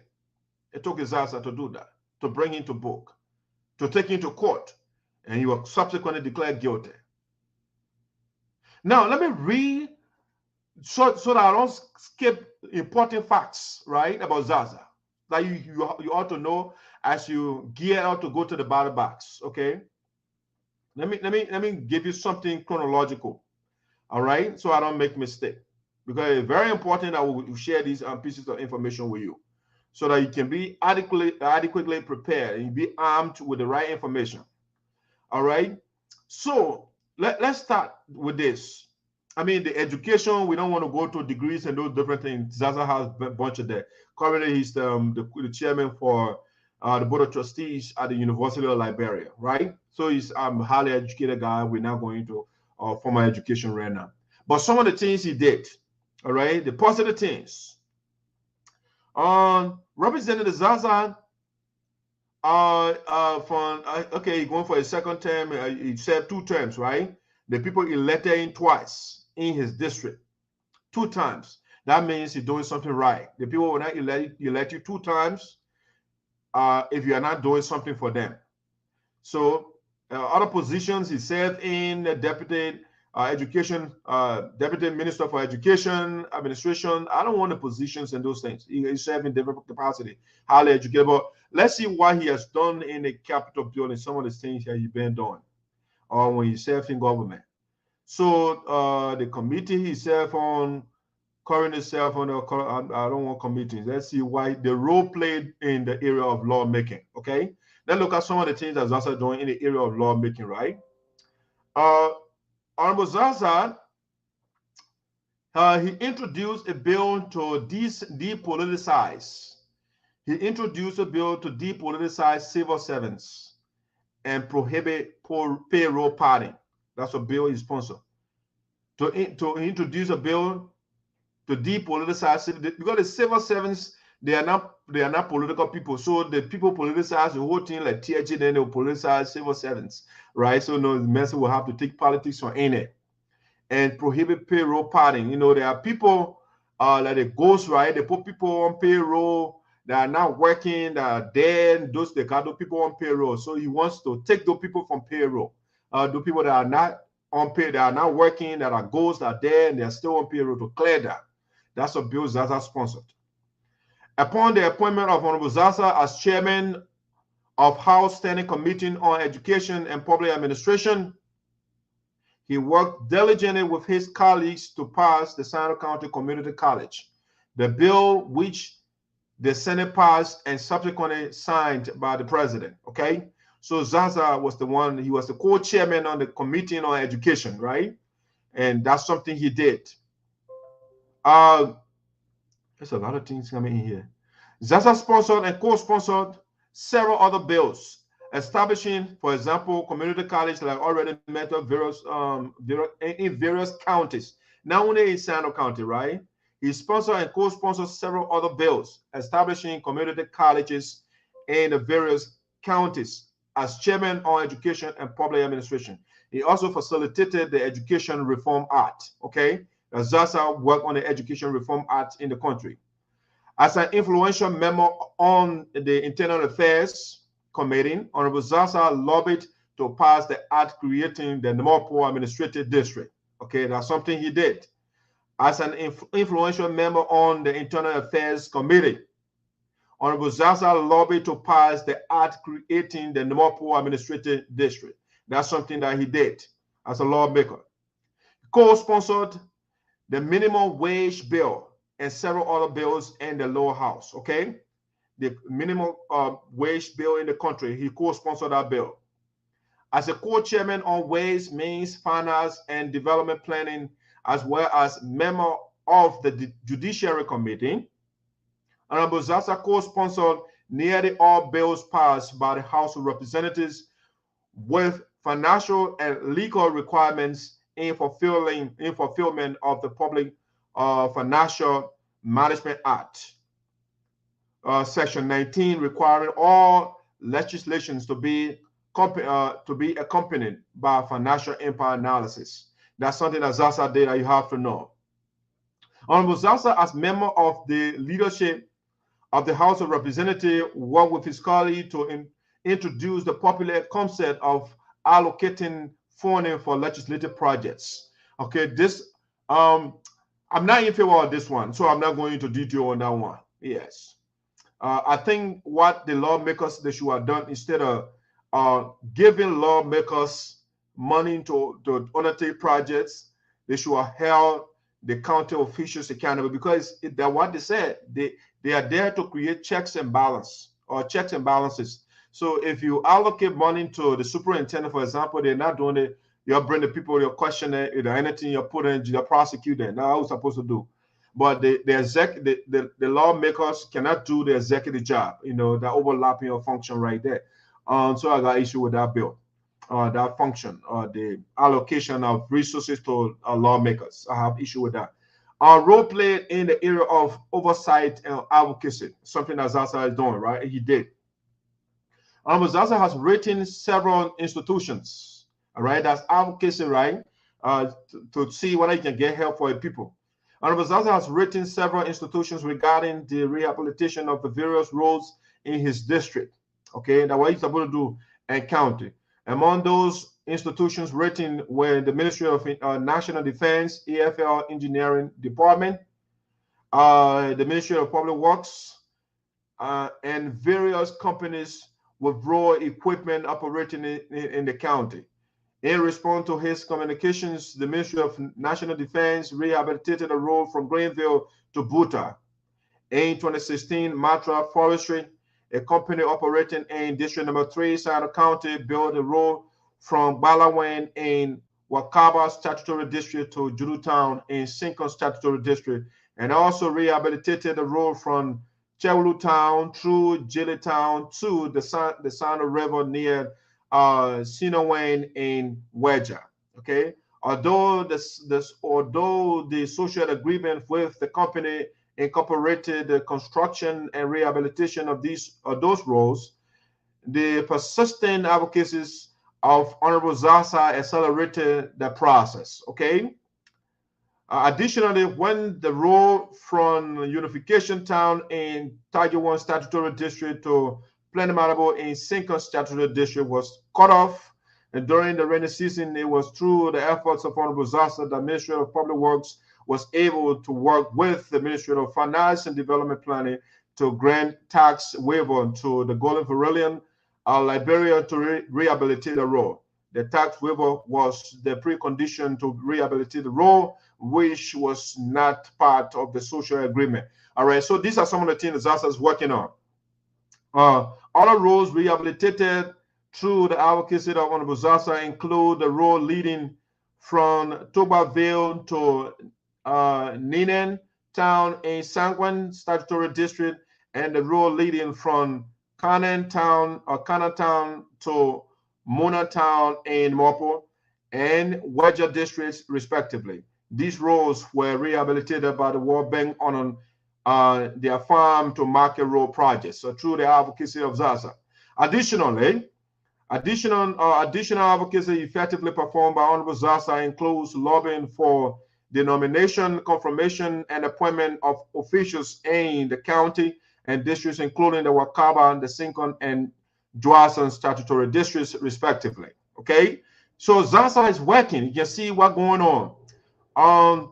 The appointment of these officials has paved the way for the creation of hundreds of jobs for the electoral district. In addition to lobbying for these officials, Honorable Zaza has played a significant role in making sure The other local government officials of Sinoe nominated by the president get confirmed by the Liberian Senate amidst resistance from some members of the Sinoe Legislative Caucus, like Milton Tiaji, for example, right? Moreover, Honorable Zaza lobbied with GVL management for the renovation of the Biya Town Public School in the Mopo District. From its deplorable state, the school is now fully modernized. Okay, Mr. Zaza is working. Furthermore, before the sentencing of Honorable Zaza to the National Legislature in April 2012, the citizens of District Number 3 used to travel all the way to Greenville or Zwedru just to receive or make calls. Okay, to put an end to this long-distance commute, Honorable Zaza immediately met with the management of Lone Star and Selcon, now Orange, and persuaded the management to extend their services to his district. As a consequence of his appeal or advocacy, Lone Star Cell did build 3 towers in the district. Orange has also constructed towers across the district. Currently, the district is 85% covered with network communication. All right, we are giving the pros and cons. So when people tell you Zaza is doing nothing, he's not talking on radio, don't mind the people. Okay, so now go on. We are giving the cons, the pros of Zaza. As his contribution to manpower development of the district and county, Honorable Zaza provided scholarships for students to attend the United Methodist Universities, a private school, right? UMU Agricultural College in Western Town, and he did lobby or arrange with the management of Golden Verilion Liberia Limited to employ some of the graduates of the Agricultural College. Okay, that's something he did. He also sponsored the highest number of students at the UMU Agricultural College in Western Town. In 2013-2014, he paid the tuition for all Sinoe students attending the Zwedru Community College and sponsored students at the May Welfare School in Zwedru, Grand Jetta County. He has provided scholarships and financial aids to many students attending other university colleges and kindergarten, primary and secondary schools, as well as the Forestry Training Institute. He has also contributed to the Sinoe County Union, Sinoe Student Union, and Sinoe Student Association, and other chapters, organization, funds raisers. Okay, so Zaza is working tremendously for the people. When Honorable Zaza assumed power in 2012 as representative for the people of Sinoe County District Number 3, and recognizing the prevalence of corruption in the county, he started monitoring and paying keen attention to how the local leaders were spending the social development funds, SDF, and the county development fund, CDF, of Sinoe County. During this process, he discovered that Sinoe, some local officials, including Milton Tiaji, or headed by Milton Tiaji, were purloining, they were still in the offensive, were purloining or looting Sinoe County development funds. Okay, he subsequently reported them to the LCC, the Liberian Anti-Corruption Commission, and the General Auditing Commission, thereby exposing them to the Sinoe people and the public in general. Some of the officials were fined, while the superintendent was later taken to court and was found guilty. The superintendent then was Milton Tiaji. Moreover, he uses his financial expertise and vast experience every fiscal year for money to be allocated to Sinoe County. Okay, the man is working for money to be allocated to Sinoe County so as to enable the local leaders to undertake projects in the county. All right. And that's why Milton Tiaji wrote a communication for Lee Nambichi to be brought to justice, all right, or to be audited, following Zaza footsteps. Let's go ahead. This is we are talking about the things that Zaza doing that people, they are not telling you. Let me tell you today, and why Voice of Sinoe is here, and that's why you need Zaza. Let me go on. Let's see here. Role played in the area of representation. So I just told you the role he played providing oversight, right? And we gave you role played in the area of lawmaking. So I told you all of that. Role played in the area of oversight. Okay, so I just named a lot of those things. So let's go in the area of, let's see, the role played in the area of representation and advocacy. Since Honorable Zaza was elected by his people in 2012, he is satisfactorily representing their interests. That's so true. And this is evidenced by ARID. Okay, ARID is an institution in Liberia. ARID reports in which Honorable Zaza has consistently scored A. So the ARID is an institution in Liberia that monitors the lawmakers, their performance, so what they are doing, right? So every time they do the performance report, Zaza score A's. Every time they score him to be A, okay? He's an A student, basically, or A lawmaker. Okay, Zaza has consistently scored A's over the years.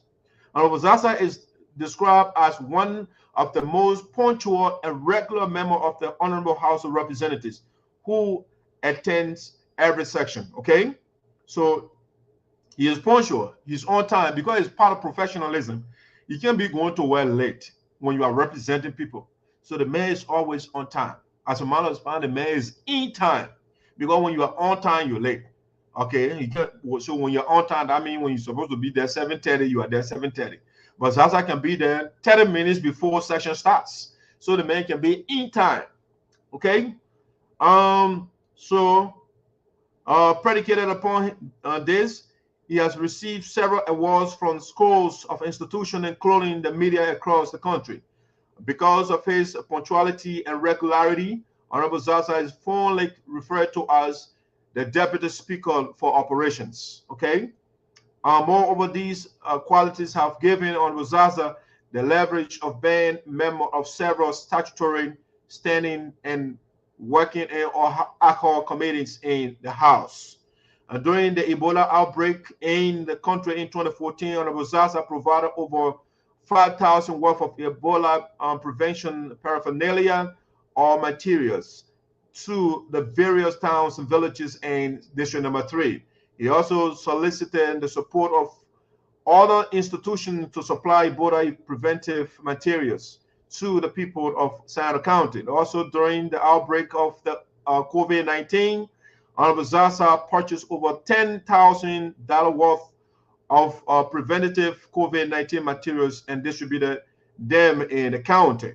Okay. The honorable man has also donated generators, chairs, armchairs, zinc, and other building materials, supporting materials, etc., to several towns, villages, and individuals in the county. He has been working consistently to ensure that all local government officials, including teachers, chiefs, health workers, etc., are placed on payroll and receive their just benefits. His work in this regard was not confined to only his district, but the entire county and other parts of the country. Okay, the man is not localized. Okay, other personal initiative undertaken relative to infrastructure development. Okay, let's look at some of the things that has been doing. Besides all the things that I just gave you just now, right? That name all the things he has been doing. The rebuilding of the TTN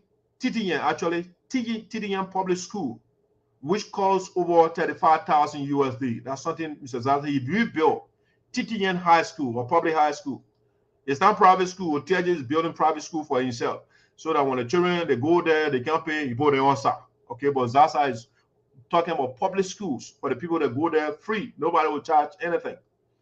Number 2, construction and rehabilitation of over 30 hand pumps in Greenville. Okay, the Creighton Docking District in Greenville, Nmopo. Come on, man, I'm jumping some these notifications that coming out here, they blocking my communication. Give me a second here, I'll get to it quickly. It's right here. All right. This is good. The good stuff right here, you got to know these things. You got to know. Because the liars are going around, they will say, oh, some of different things, so we are here to get the facts. I will get to you on the facts shortly. All right, we'll get to your profile. All right, so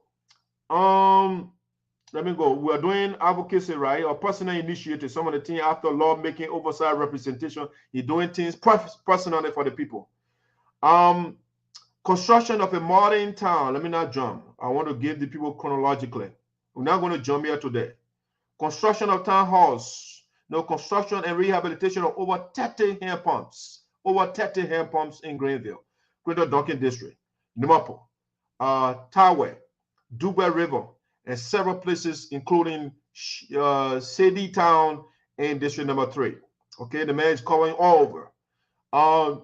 3, construction of town halls in Newtown District, Newtown, Yemfun Town, Biya Town, Kapu Town, Doan Town, Ship Town, Bafu Town, etc. in District number 3.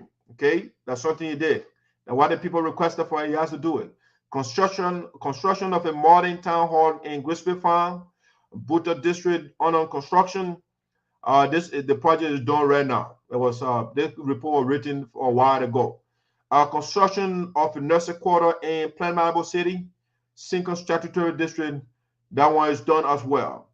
Support to the construction of the Pinetown Youth Center in Wakaba Statutory District and Jacksonville, Tajiwan Statutory District. Okay, cover TIG area and all. Rehabilitation of damaged bridges and repair of several schools are among the initiatives. A payment of medical bills and rent, transportation, and contribution to what they cost. Provision of building materials to several individuals in the county. Payment of fees for students for individuals attending other vocational schools, such as driving and trade schools. Okay, the provision of new hand pump in Sadra Crew. Donation of cash to several institutions in the county or country. Donation of over 275,000 Liberian dollars.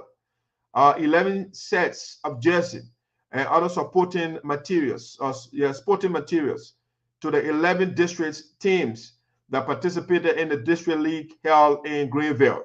Okay, Zaza is doing a whole lot. Okay, underwriting not less than 1 million Liberian dollars medical bills annually for individuals not from Sinoe. Okay, people not from Sinoe, when they are sick, he has to help them, because when you go to the hospital, no money, they can't take care of you. The man said, no one, I want you to stay alive, I will pay. You'll go.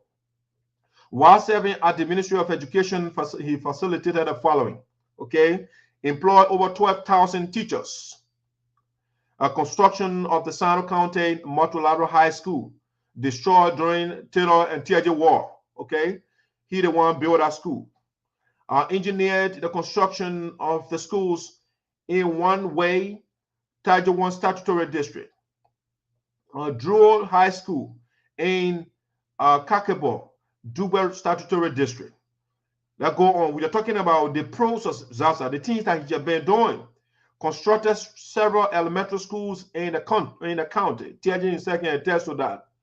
Created the Sanquin School District and appointed its first DEO, who was a son of Sanquin Statutory District.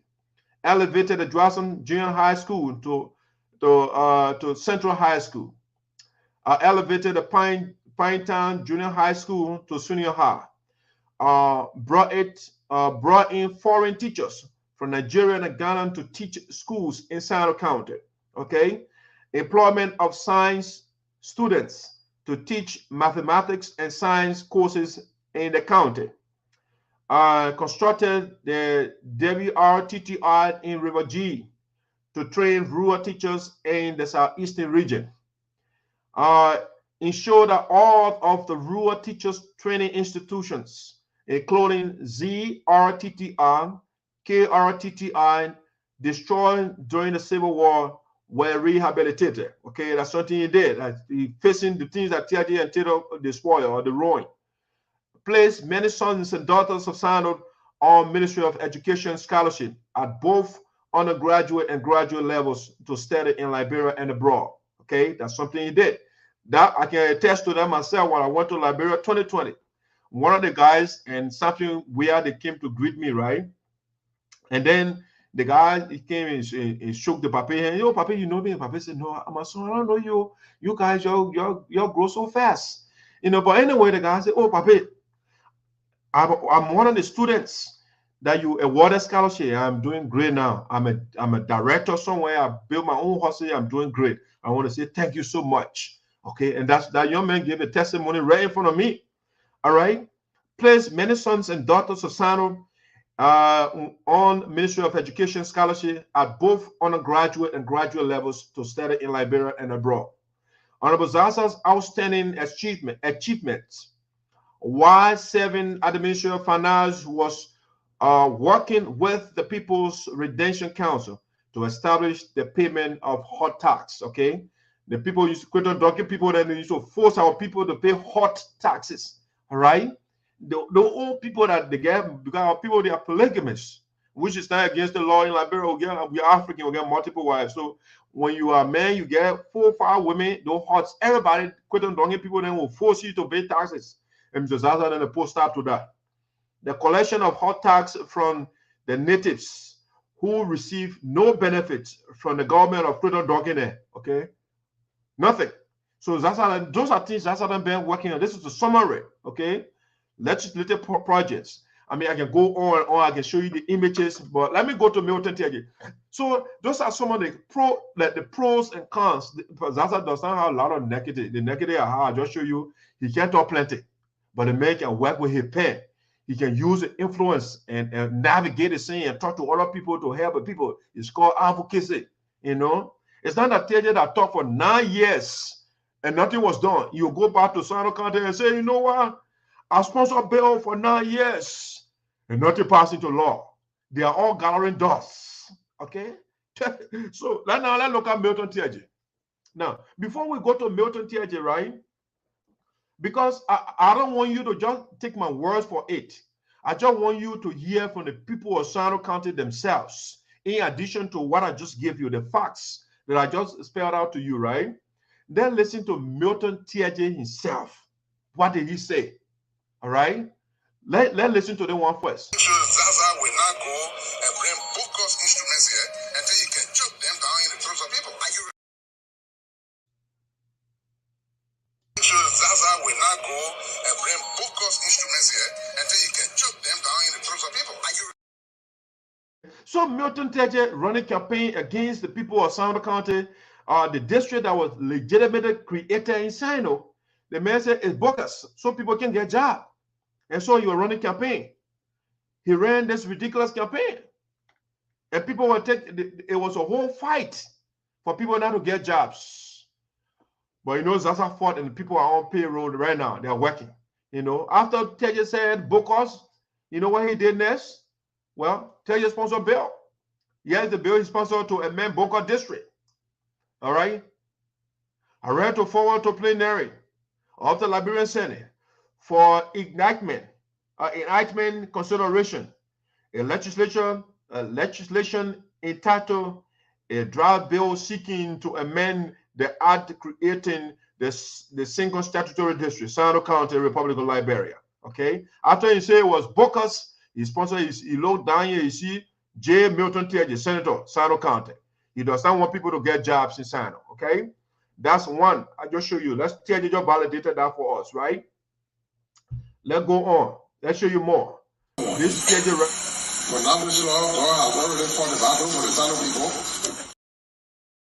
Numbers law. That what he's telling us over there.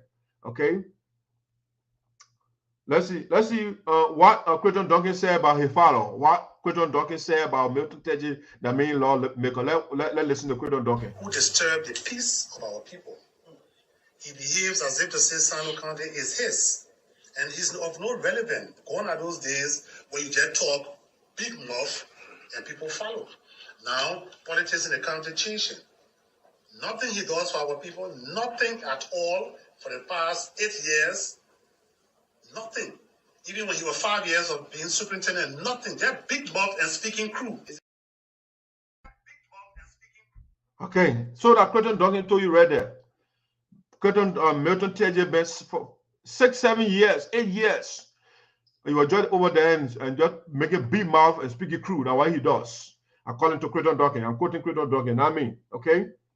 Let's listen to Milton Tiaji. Representative from constituency number 3 in Sinoe, Honorable Zaza. Before Zaza became a representative, there was no high school outside of Greenville. And through his work, we have a high school in Jwaza. Am I hearing those? And I want to thank him for such a brilliant piece of work in our county. Wow. I also would like to report the kind of work that Zaza is doing in Sinoe County, all right? And that is why he said, you know what? Vote for Zaza, not Clayton Duncan. Listen to him. I don't want to vote for me, vote for Zaza. And he has made it clear that whoever doesn't want to vote for me, they should vote for me. In this campaign is the council that is in Southern politics. And that council is Mr. Clayton Duncan. And we are determined to keep Mr. Duncan elected, that he will never forget, and elected that office is very fun. It should be focused in our country. For anybody who is known for lying on people, for deceiving people, for betraying people, who does not have any in the heart, but we are always people back with bad advocacy and benefit for those people. The back of our campaign is cycle. What's that what it means? It's Peter Duncan because he is the council in our politics. So I'm calling on our advisors. The campaign title is Vote Zaza and me, okay? Not Clayton Duncan.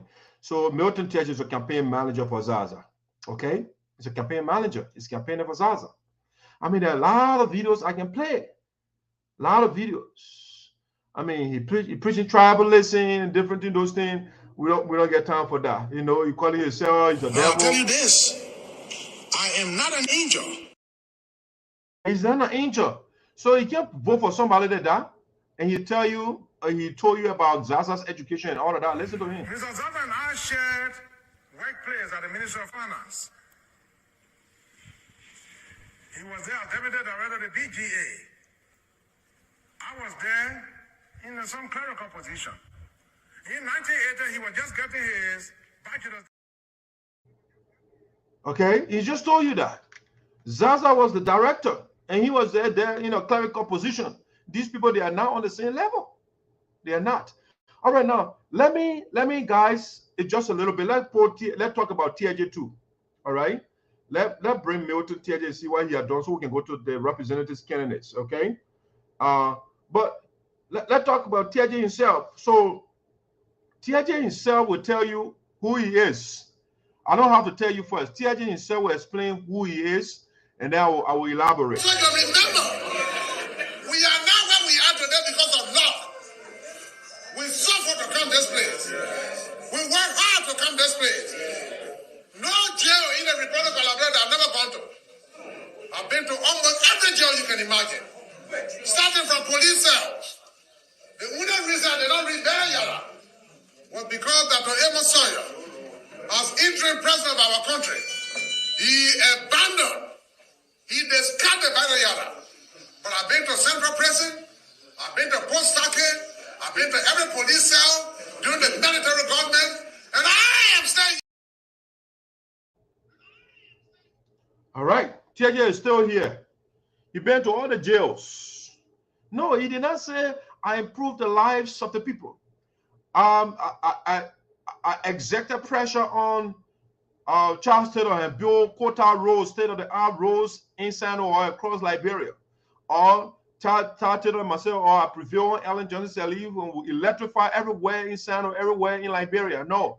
Milton Tejo said he been to all the jail for doing the wrong thing. Okay? That Biya, he did not go because Dr. Sawyer, who was the interim government, closed the place down. But for all the wrong things TJ has done, he himself telling you, not me. He can describe himself. Listen to him. You send to the Senate, you send a giant, you send a leper, you send an elephant, but I'm not. Okay? So the man you sent to the Senate, who is he?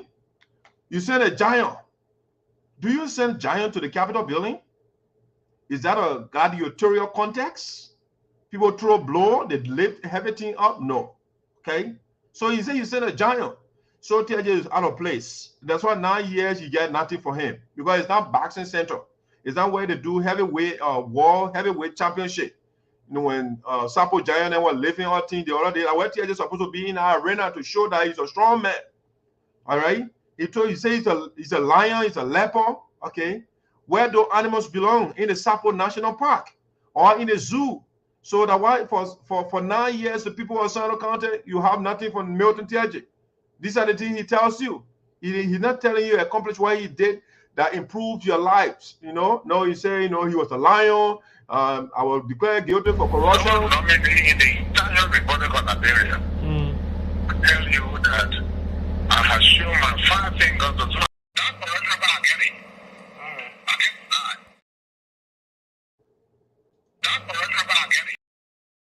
So, I mean, I can go on and on. Enough. Now, let me repeat. I will not give Patricia Flomo any car. All right? You will not give Patricia Flomo any car. So, you can go on. So, that's a little bit of Milton TJ.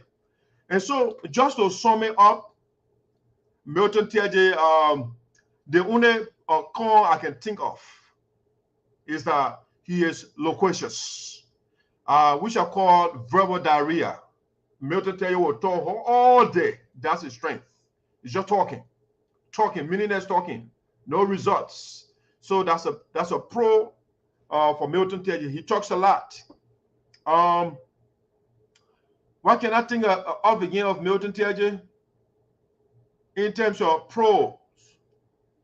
Somebody can help me out. Is there something positive you can think about? You can think he talks a lot. That he's very good at. That's a pro for him. What else I can come up with respect to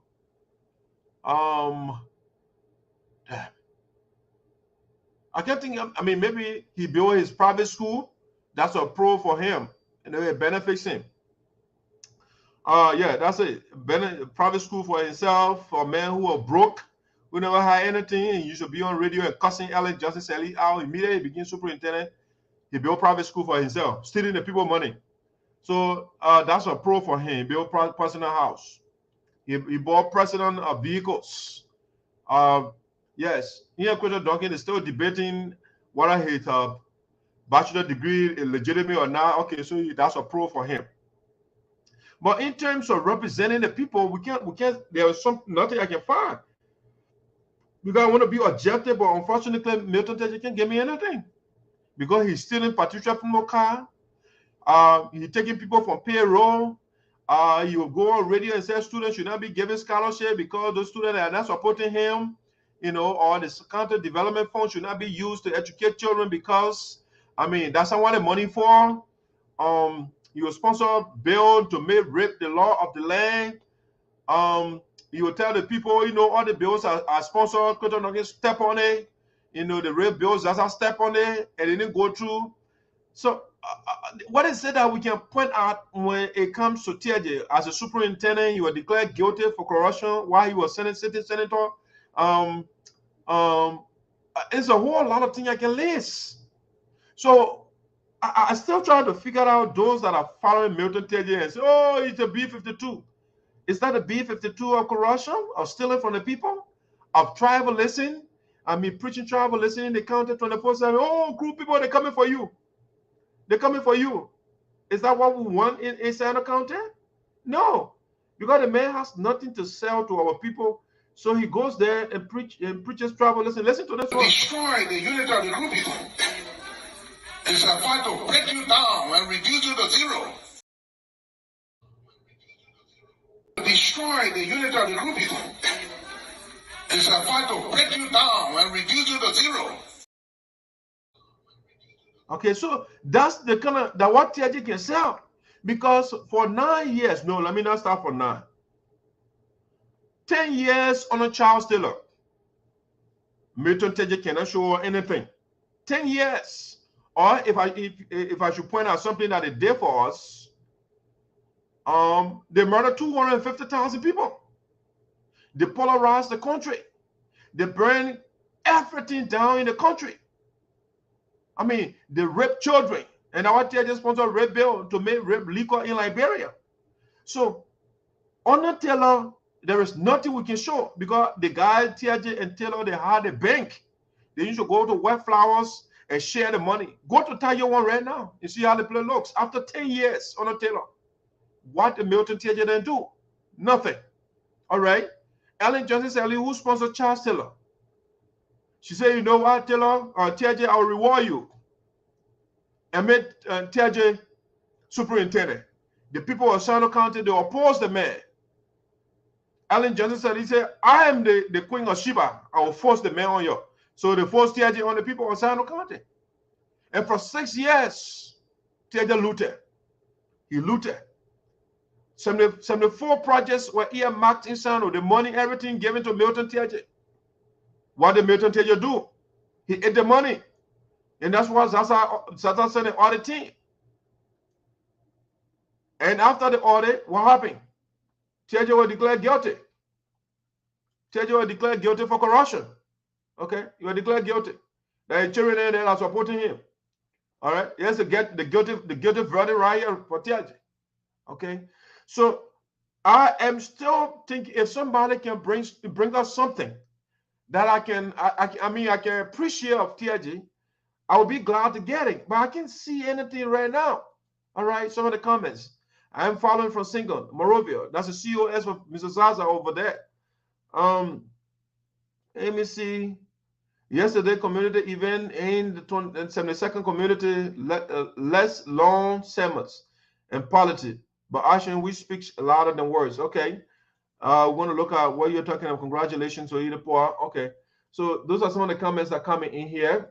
Let's see. Let me go back to what I was talking about. So let us go to, let's transition. Milton TJ, sponsoring bill to legalize rape in the country. When people rape, so they can, they can pay money and then they can go ahead with the raping. That's why he wants. And that's why he built personal motel to create, room for the rapists so they can carry the people there to rape, and stuff like that. Milton TJ for you. Patricia Fremo, the young lady card, he still has it. He refused to get a lady card to her, Yeah, he refused to get a woman card to the young lady card to her. No, he's driving it in Morovia as you speak right now.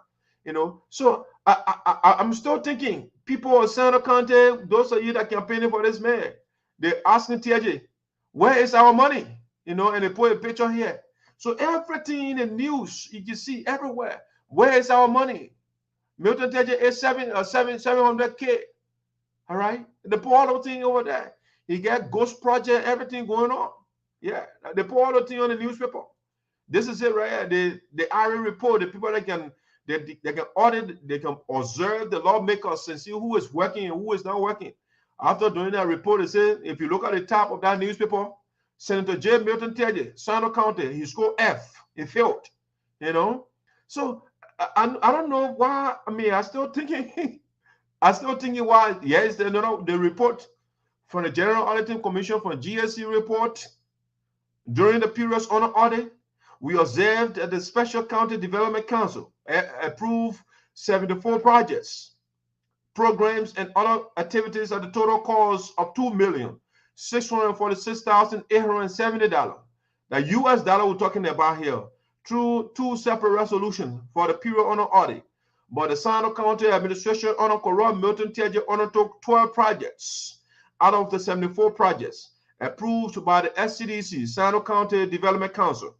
From physical verification of these 12 projects or some projects and review of documents, TJ getting documents, everything, documents provided for the audit, it was observed that 6 projects were abandoned, okay? 2 were ongoing, 3 were completed, and 1 was inaccessible. Therefore, could not be verified due to bad road condition at the date of the physical verification in October 2013. Okay, so out of 74 projects, TJ only completed 3. Where is the $2 million? What did you do? What did you do with the rest of the money? These are some of the things we are pointing out. When TJ left as superintendent of Sinoe County, when the GSC audited the Sinoe County bank account, here is the balance they made there. Negative $27,178.27. that the amount that left in our account, when they say negative, it means that the money we owe the bank. The people had to pay the bank 27,000 United States dollars. 27,000. And how much we paid the bank? TJ went overdrive, the man went zero. Then he went below zero. Then he went up to 27,000 United States dollars. How much that man left in our account? Okay. TJ did not stop there. He went to his own town, Tajawan. All right, Tajawan district where that TJ Kino. He went there. And he instructed the superintendent, because any problem, unilaterally cannot write a letter to take 46% from payroll. No. TJ went and pressure and coerce, and hector this lady. And he forced the woman wrote the communication. It was dated July 18, 2019. Honorable Mobodu S. Johnson, Deputy Minister for Administration, Ministry of Internal Affairs, Capitol Hill, Monrovia, Liberia. And dear Mr. Johnson, we extend our compliments. Okay, first you look at the pronoun we.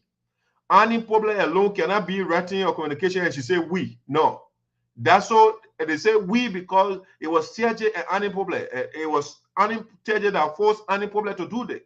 And I want to say we extend our compliments and wish to forward for your kind consideration. They're taking people from payroll, they're taking food from people's mouth, but that is considered kind, right? We extend our compliments and wish to forward for your kind consideration the attached list of 46 civil servants from the district that are needed to be replaced. What did they do? They did not tell us. As you who note, the attached list the attached contains both those to be replaced along with the names of individuals that are to replace them.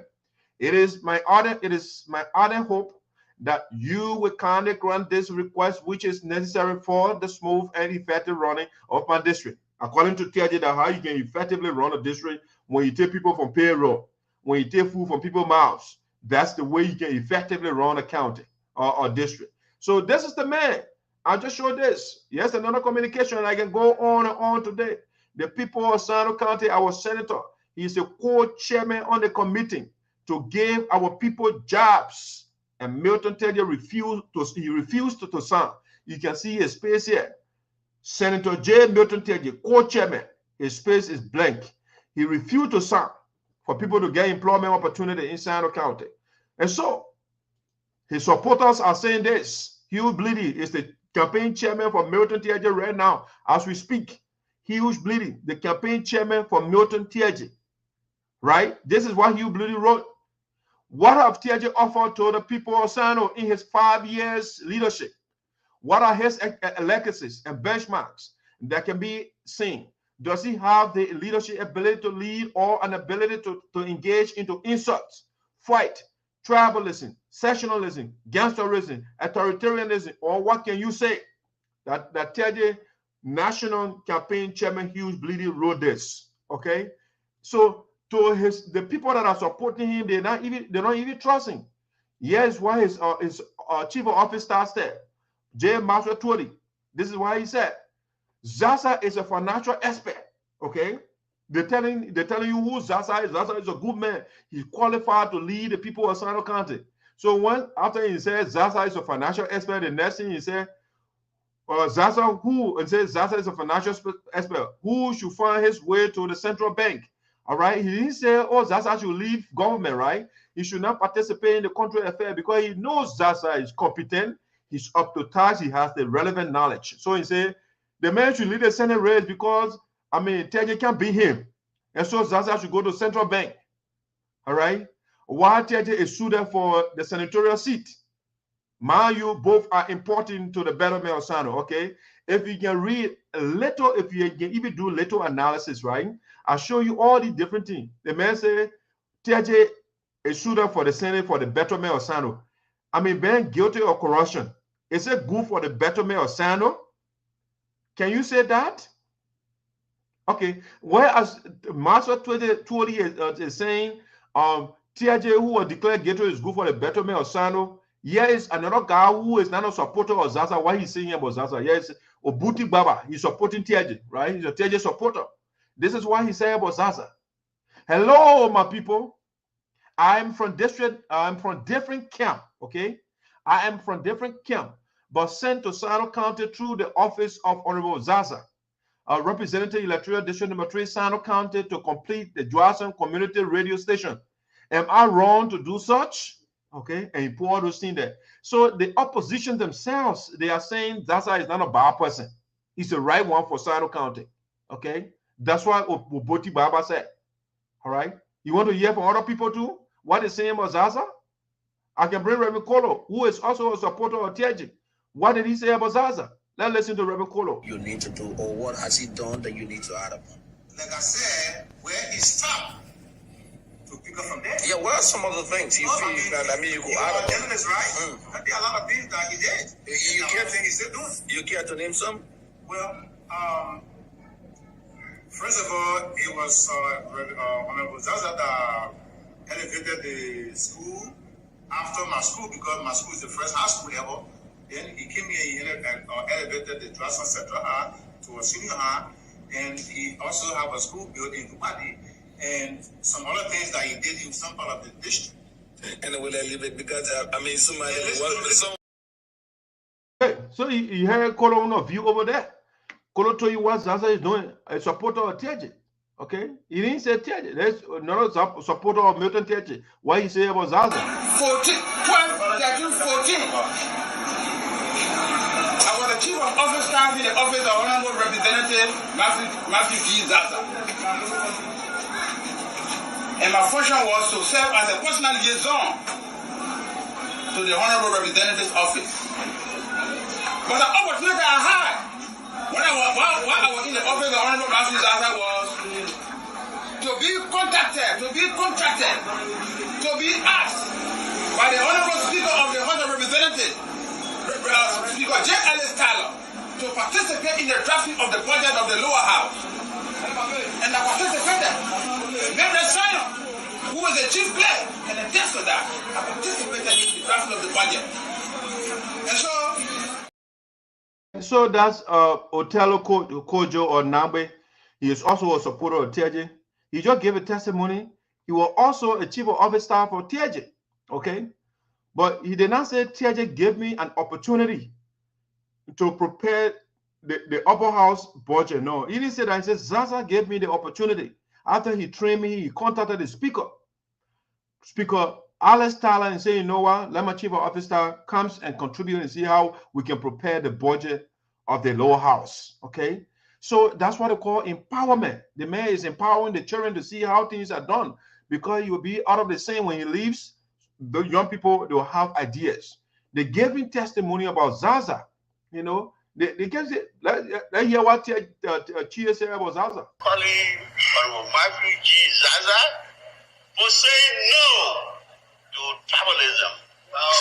For saying.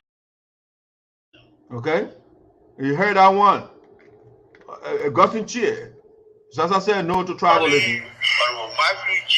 Zaza for saying no to tribalism. For saying. Okay, so I can go on and on. I'm just telling you, Zaza is the best person. Now let's go to the representative candidates. Let's talk about that a little bit here. Okay, let's talk about the representative candidate a little bit. So that's the last thing we'll do for the day. The guys that are running in your district. Let's look at some of the candidates in the various districts in Sinoe County that want to lead you. Let's look at some of them small. All right, before we go for a little bit. Let's see, senatorial candidates. Where am I? Okay, let's put that one there. Okay, so let's look at the pros and cons of candidates for the House of Representatives. All right, not in specific order. I would just maybe I will say ladies before gentlemen. So I will start with some ladies, right? Let's start with Madam Kalejebwele Fole. Okay, let's start with her. The pros and cons. What are the good things and the bad things for Kalejebwele? Okay, so let's start with the negative thing first, right? For Kalejebwele Fole. So for Kale, the negative, at least from the perspective of the opposition, they say she just be Sapo. Okay, so that That is negative for her. She can speak Sapo, and I agree. She can speak Sapo, she can speak Crew, she can speak Loma, she can speak any local language back home. Okay.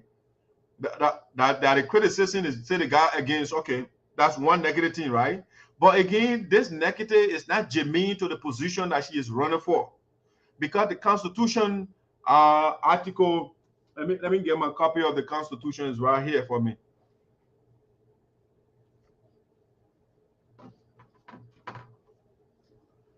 So the Constitution is not a requirement. So I think Article 41 of the Constitution, what language we should do business in. Okay. Let's see. Let's look at the article. I'm not going. It's Article 41. I want to read it word for word.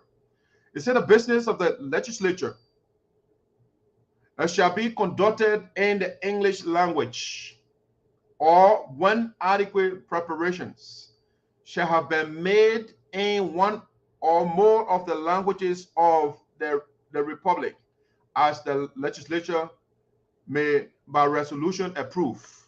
Okay? Now what is that? The business of the legislature shall be conducted in the English language. Okay? So the language argument is nothing. It didn't say in the Sapo language or in the Crew language or in the Gribble language or in the Mandingo language. No, it didn't say that. The Constitution is clear. The business of the House of Representatives or the legislature, the lawmakers, they would conduct business. Article 41, they say in the English language. Okay, and Kale Jabwele, she speaks the English language quite well. All right. So if you want to use that as a con against her, that's it. Okay, what else will be a negative against Kale Jabwele Fole?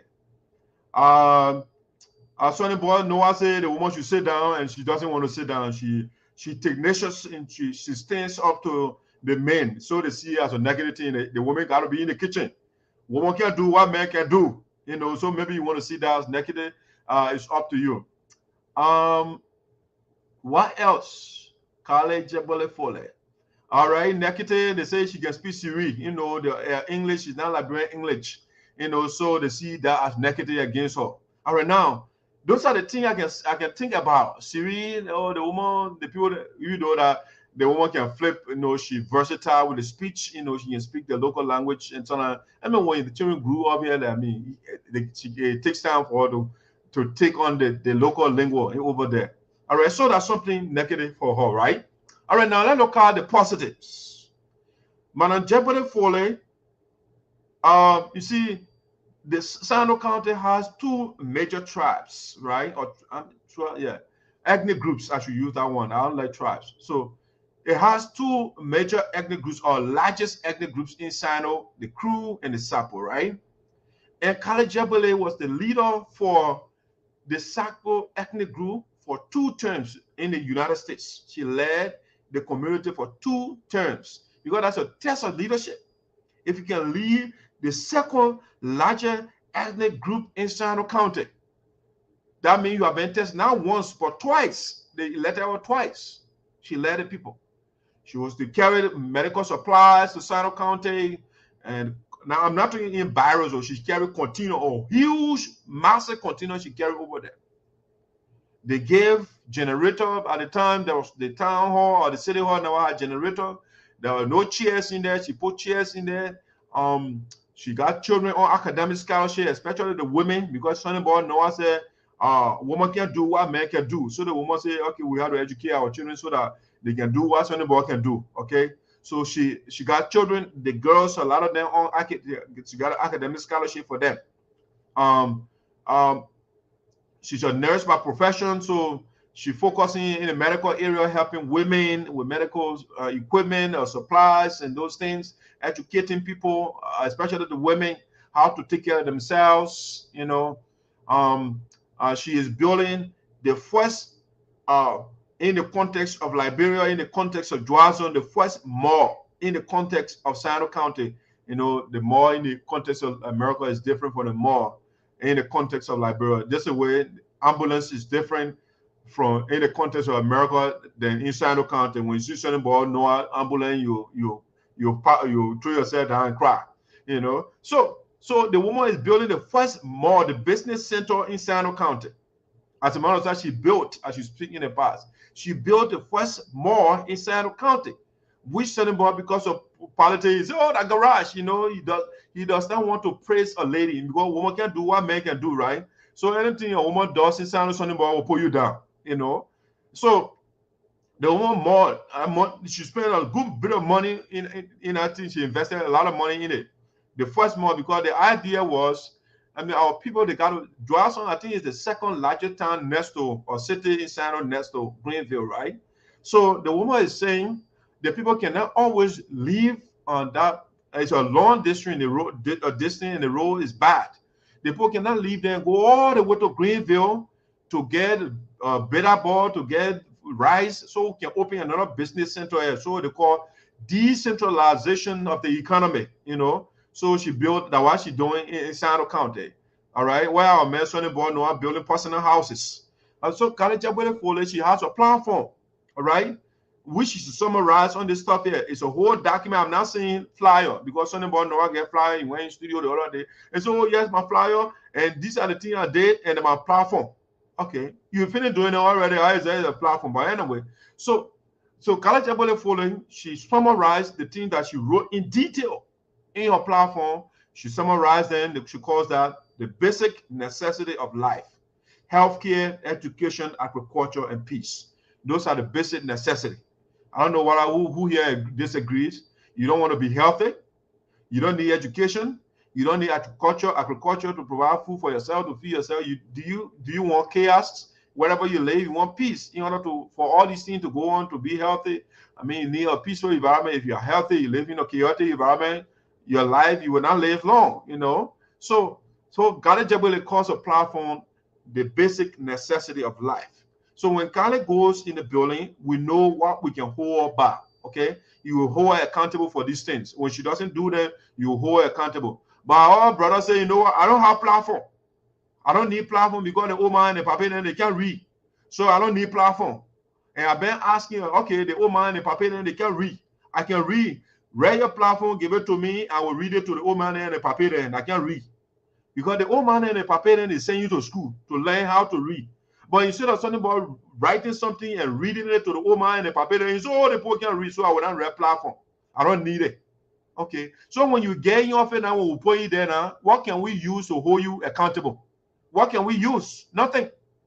So Kale Jabole has a platform. We got something that we can hold up by.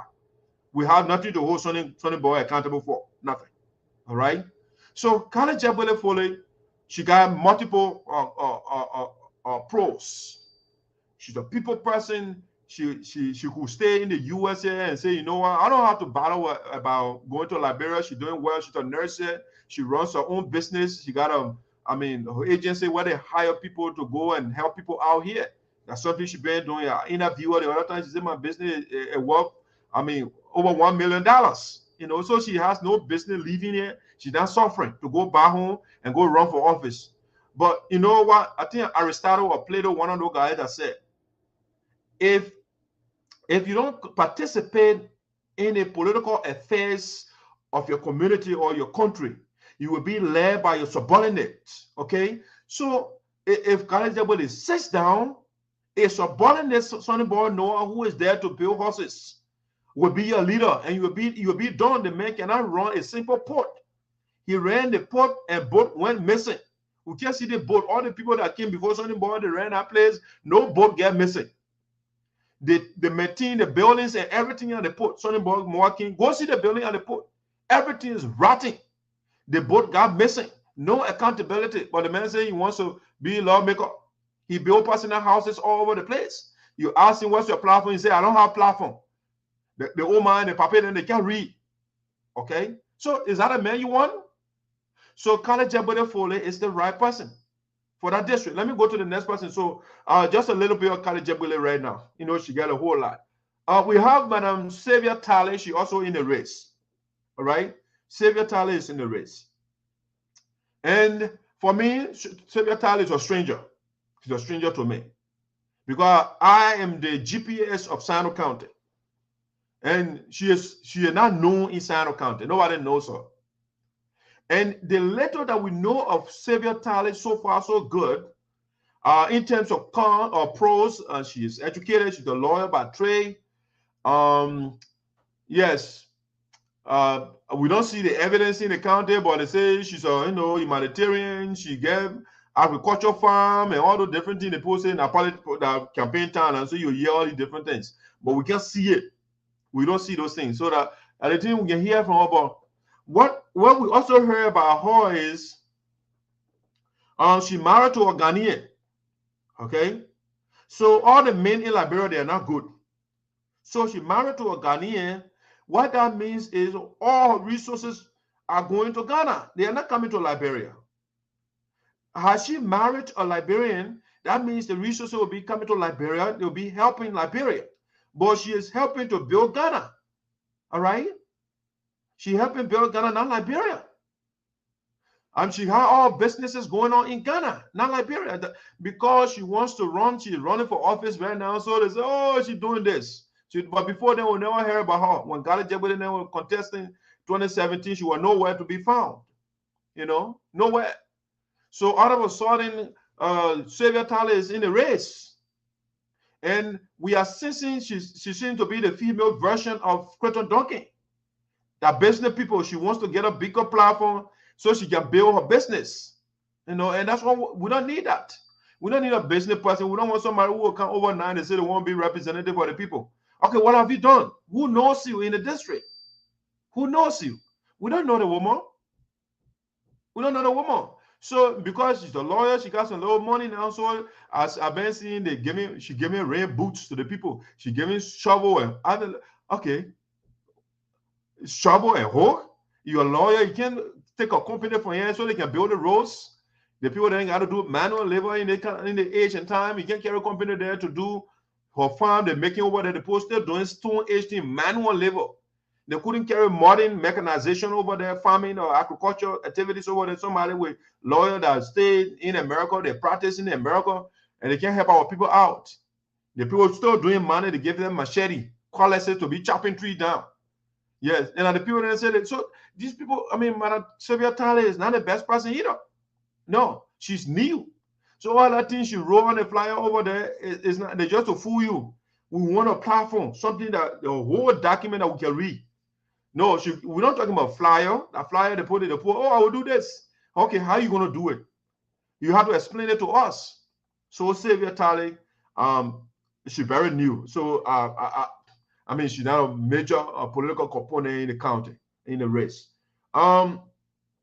This is named Helena Chilla, but we don't see a lot of political activities from her. So I don't know whether she's still in the race. I'm not quite sure. Yeah, so I don't want to talk about her because we don't see any political activities from her in district number 3. Before the campaign, before the registration process, we saw her going around and people thinking, but right now we can't see anything. We can't see a campaign poster. We can't see, because when the people register, they will post a picture on Facebook and say, oh, that you have registered. Nothing about Helena Chilla that we can see, And so we don't want to waste our time on her. Let me do this lady. She is running in district number 2. Grace Scarlett Brayama. She is running in district number 2. In the district of this guy, the incumbent right now, Samson Ware. This man right here. She is going against the sedition, Quentin Duncan.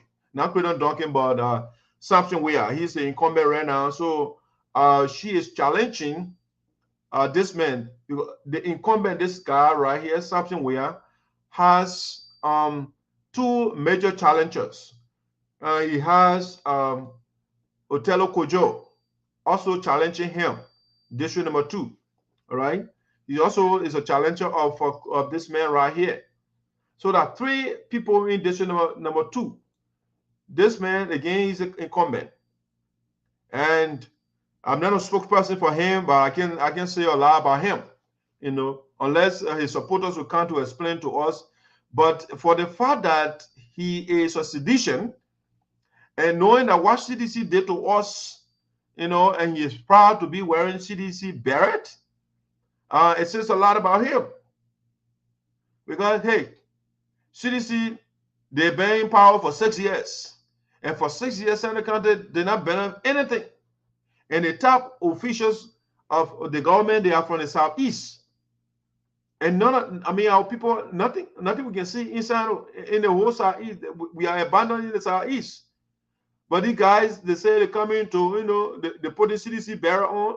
They are seditions. Okay, what are you proud of to be your sedition?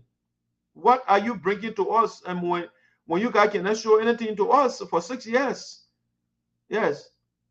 Or brought the former superintendent, they say, oh, we should wait for another 6 years. We should sit down, when the children are hungry, you take care of the stranger first. Okay? Who thinks like that?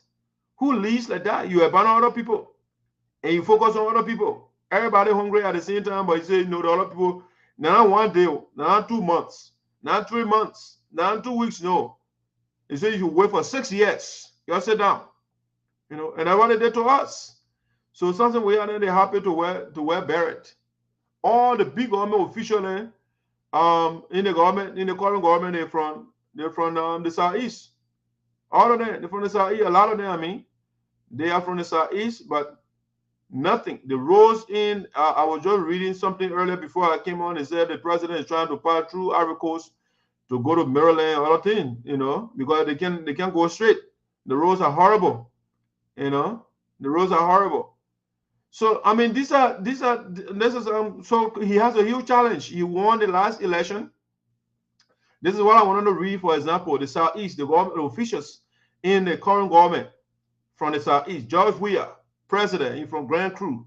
Grand Crew does not have road. The place is a mess. The men won't pass Ivory Coast to go to the southeast.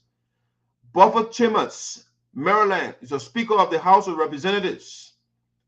The other time he went to Maryland, to his own county, he had to pass through Ivory Coast. They can't build the roads. Albert Chie, Grand Crew, Senate Pro Tem. All right? The man got, maybe you pass through Ivory Coast too to go to Grand Crew.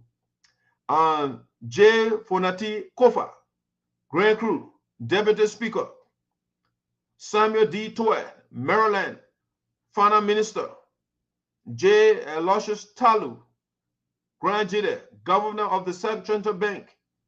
Thomas Dona, Grand Crew, ARA Commissioner General. So all the top officials, or nearly all the top officials, the major official government position in the country, they are seditions about Sinoe County or the southeast. Well, the people that I believe in the deity of God. All right. So something we are in, they are seditions. All right. So he is being challenged by Otello Kojo, this guy, right? Otello Nambe, TJ Boy, TJ begin. All right, let me put TJ and boys in here. So these are the people that are followers of TJ. So let's talk about 3 of them here first before we go to the other people. So the guy in the middle, Otello Nambe, is going against the incumbent of the district, this guy right here. All right, and this guy won the prior election by just, I think, 24 votes or 26 votes different between him and Otello Nambe, between him and the guy. All right, the guy almost beat him. So it's a serious challenge in that district right now for the incumbent. Whether he will win is a challenge, but I rather a Samson Wea or Grace Carlin Briama than Otello Nambe. Otello Nambe is horrible. He's a horrible guy. Why? Oh well, Otello Nambe was the fiscal superintendent of Sinoe County, and he is the puppet of TJ. So TJ needs to tell people for scholarship. I wrote a whole article one time when Otello Nambe took the instructions of TJ. I wrote it on Sinoe Forum, and the man was there, he was laughing on it, right?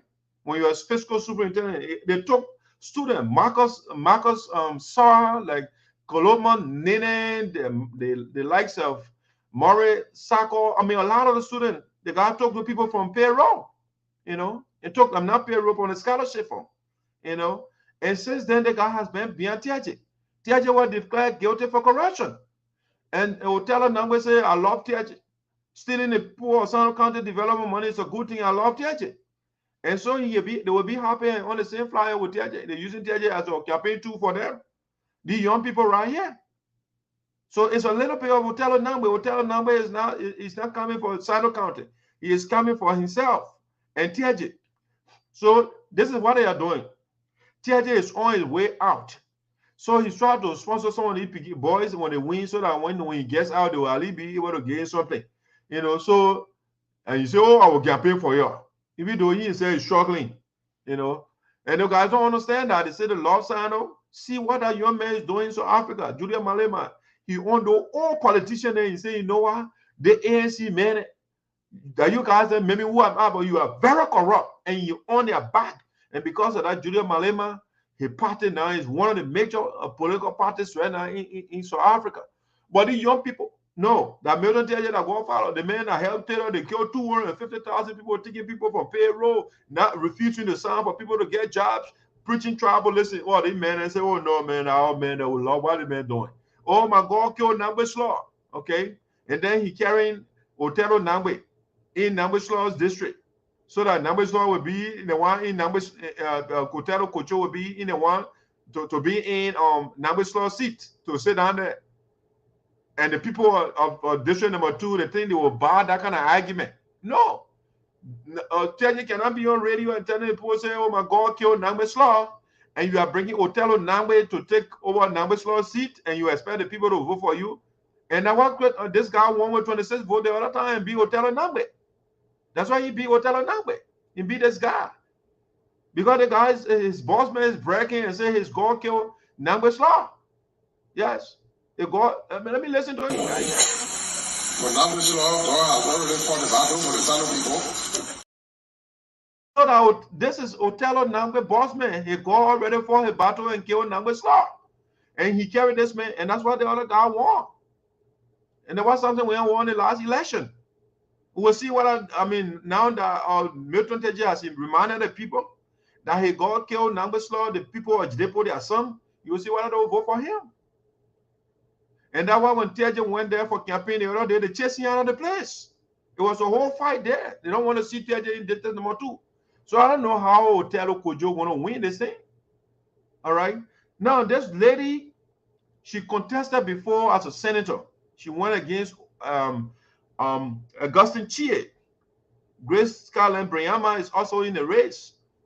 And when she ran for Senate, district number 2, she won her place massively. It was a landslide in district number 2. She got a lot of votes over there.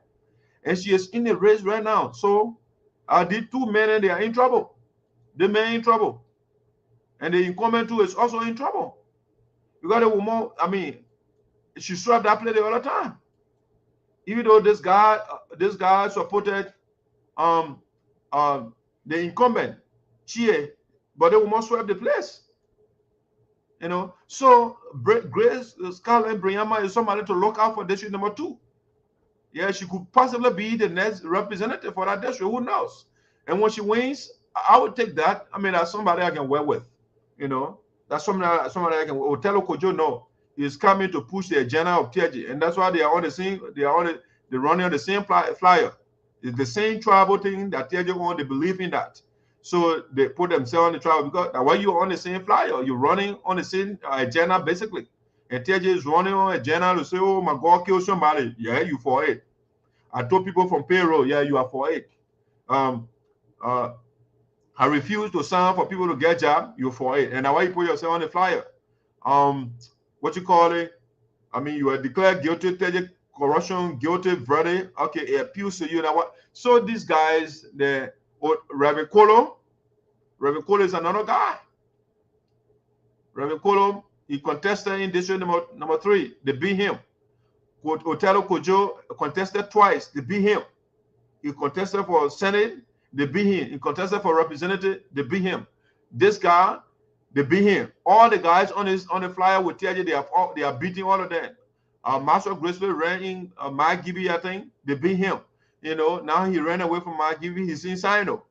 And instead of coming correctly, instead of doing his own thing and running on his own record, he said, no, I'll run TJ's record. All right. So these guys don't mean well for Sinoe County. So when you look at the pros and cons of Master Grisby, all right, he's a very smart guy academically. Yeah, he talks very well. He carries himself well. He's a friendly guy. But when it comes to policy, he's horrible. The philosophy is TJ philosophy. He loves TJ. He came on a platform. I'm with TJ. Whatever between you and TJ, I don't get time for that. I'm for TJ. Okay, so he's for TJ. He's not for Sinoe County. Yes. I want to see a Sinoe agenda. I don't want to see a Milton TJ agenda where you and TJ you'll be advertising yourself on the same flyer. So Otello, Master Grisby, he does not come with the idea of helping Sinoe County. He comes with the idea of helping TJ. Reverend Kolo, all right, he is also coming to help TJ. The last time when Zaza won him, the men started a fight in the county. They started a big fight. That's small thing Colonel Day now playing here, boys. They ransacked the whole place. They ransacked the place. So let me show you an example of what Colonel did. Yeah, the color violence. Yeah, look at it.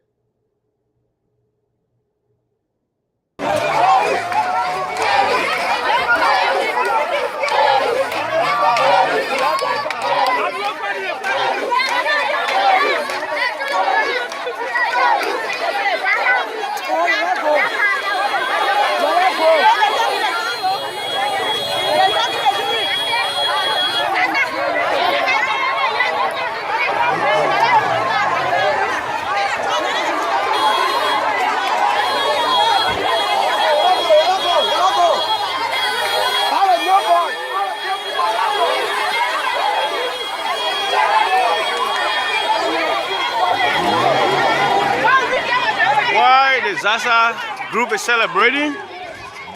The Kolo group started throwing stones, and as you can see over there, fight is breaking up.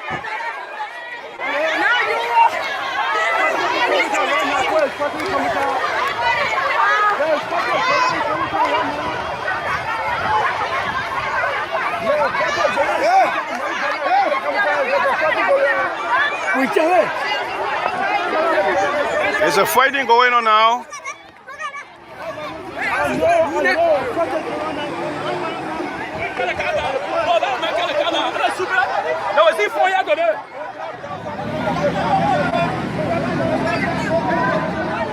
As you can see, people are throwing stones and they are fighting.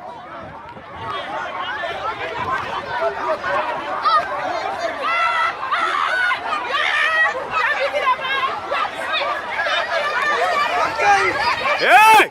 Hey!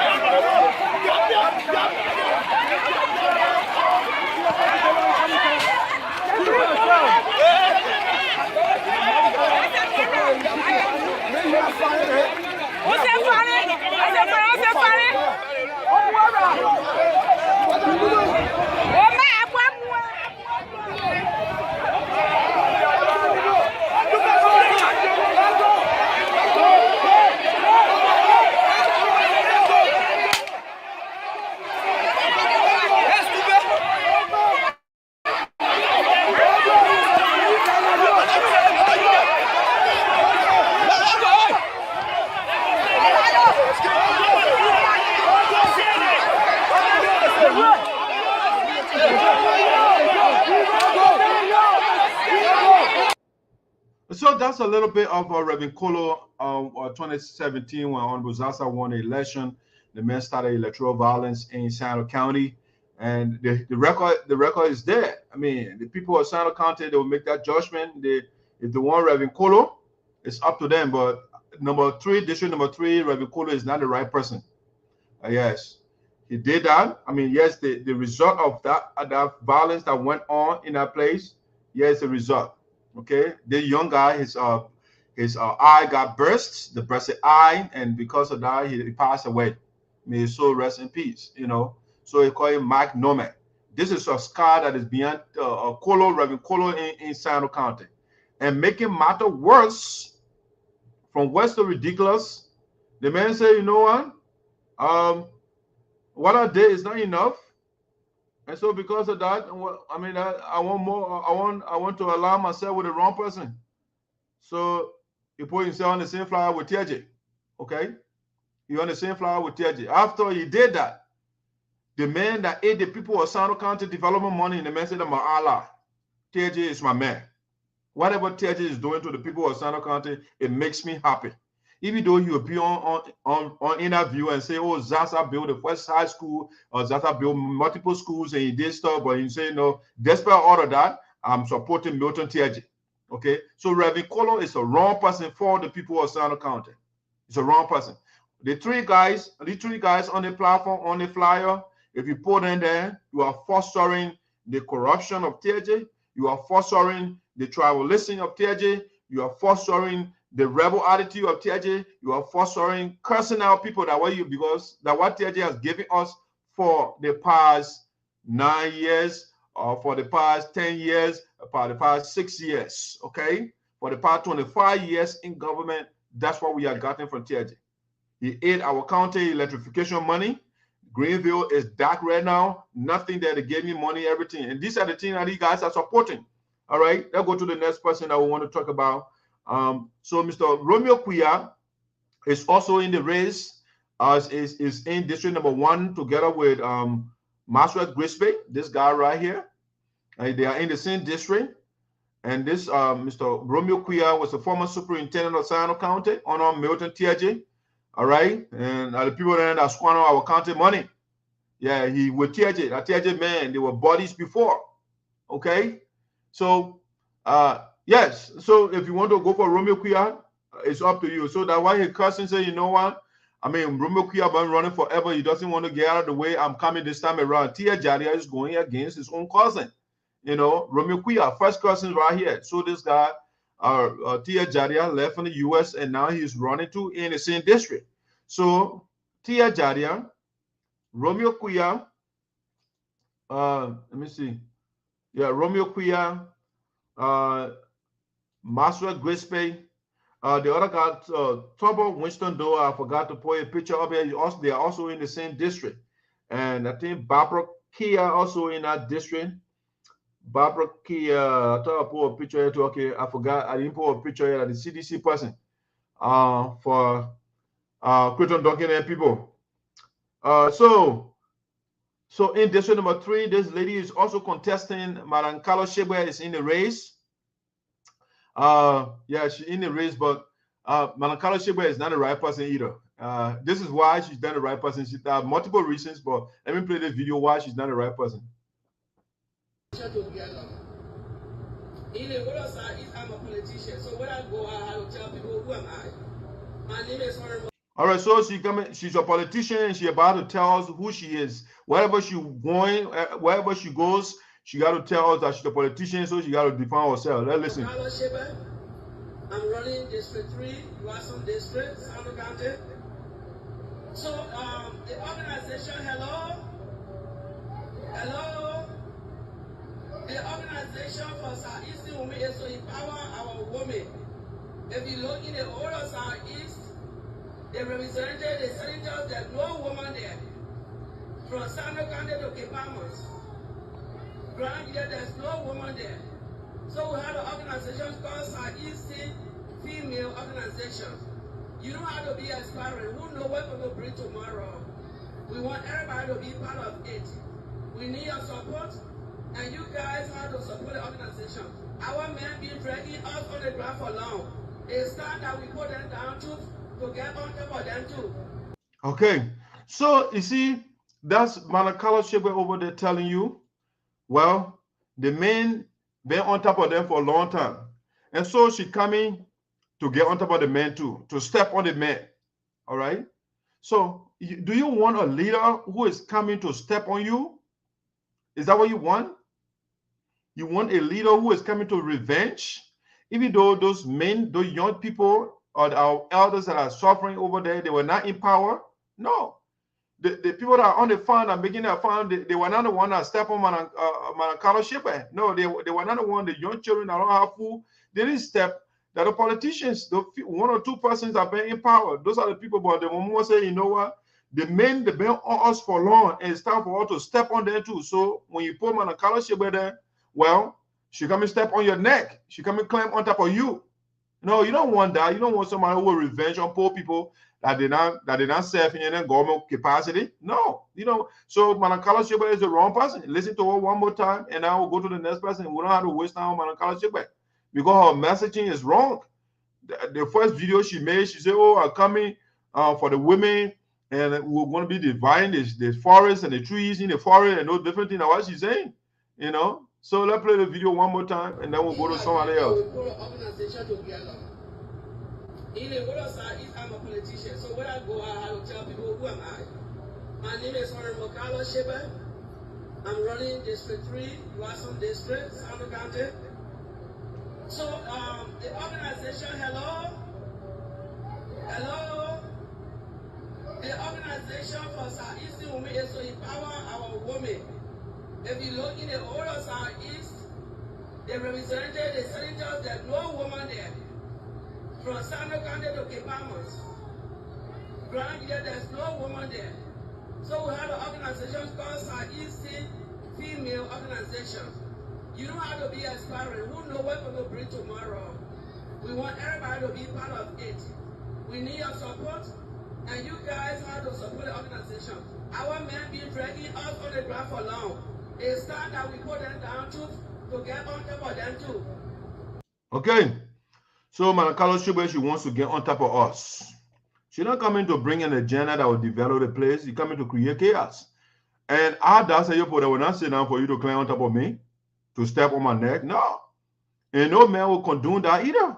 Because we did not serve in government. We were not the one that was suppressing women, and there was some of us we are supporting the women right now. But a woman should not be coming and telling us, say, oh, you know what? The men suppressed women before. Those are that were not in government, and you coming to revenge on us? No, we are not going to condone that. So Madam Carlos Sheba is the wrong person. She is the wrong person for that district. Yes, she's the wrong person. This lady right here, let me see. This lady too, she is running Barbara Kier, but she's running in District 1, Greenville District, together with let's say this guy right here. They are in the same district. Okay? A couple of them. Yeah, Maxwell Graceway is in Greenfield District. Maxwell is going as independent, I think. And she is going on CDC ticket. Is obvious, right? You see her with the red barrel already. And she was the former development superintendent on the lead number here. And go there and see what they did to Sinoe County. The two of them, they looted. Yes. Sinoe looks like Stone Age village right now. Barbara Kier and Lee Nambachi. As a matter of fact, Senator Milton Teje sent a communication to GAC so that Lee Nambachi and Barbara Kier administration will be audited. Because he said that since he got in power, they've been sending money to Sinoe. And nothing has been built, nothing has been done in Sinoe County. So for that, they should be audited. Okay? So that's sedition. Those seditions, they abandoned Sinoe County. Mr. Romeo Kuya, the former superintendent, came on the show the other day and said, oh, Sinoe got to wait. We got to wait for second term before we can get benefit. Yes. So when you get 2 wives, you got to tell the other woman, sit down. You know, let me take care of that one for 6 years, and then the next 6 years I will come for you. All right? So Biya is the president. The seditions, they are leading the country, but they're saying, you know what? We should wait. Maxwell Graceway came on the show too and said the same thing. He said, there's a road they've been building since Biya came to power in Sinoe. They can't finish Mississippi Street Road. They've been trying to rehabilitate that road. They can't finish it. They've been doing it forever. That one Mississippi Street Road. Since Biya got in power, Lee number 2 and then they're doing it. They can't finish it. When they face the other place, the next day when they come out, the next day it breaks down. You know. So that Barbara Kier then come and they say they won't be representative for us. Yes. So the people of Sinoe County, obviously, they will decide. They will decide for that district. Yes. That the lady Quinton Dawkins supporting. You know, Quinton Dawkins is supporting this lady right here, that sedition and their own party mandate. It's not what is in the interest of the country, it's about party. You know, I'll be like, who the human being are thinking about party over country? You gotta, I tell you, a nationalist or patriot. People thinking about a country and the men thinking about party. Oh, party mandate over country. Put your country first. If your party is not leading the people the right way, why you go with party mandate? All right. So they put all of them, they're going all the sedition. They say they're going with party mandate. The other man right, that one with 26 votes, he say you're going with party mandate. And he and Quinton Duncan, they all over the place. Yeah, the two of them coming be jobless. Because I don't think the men will beat Brianma in that district. They were more strong in that district too.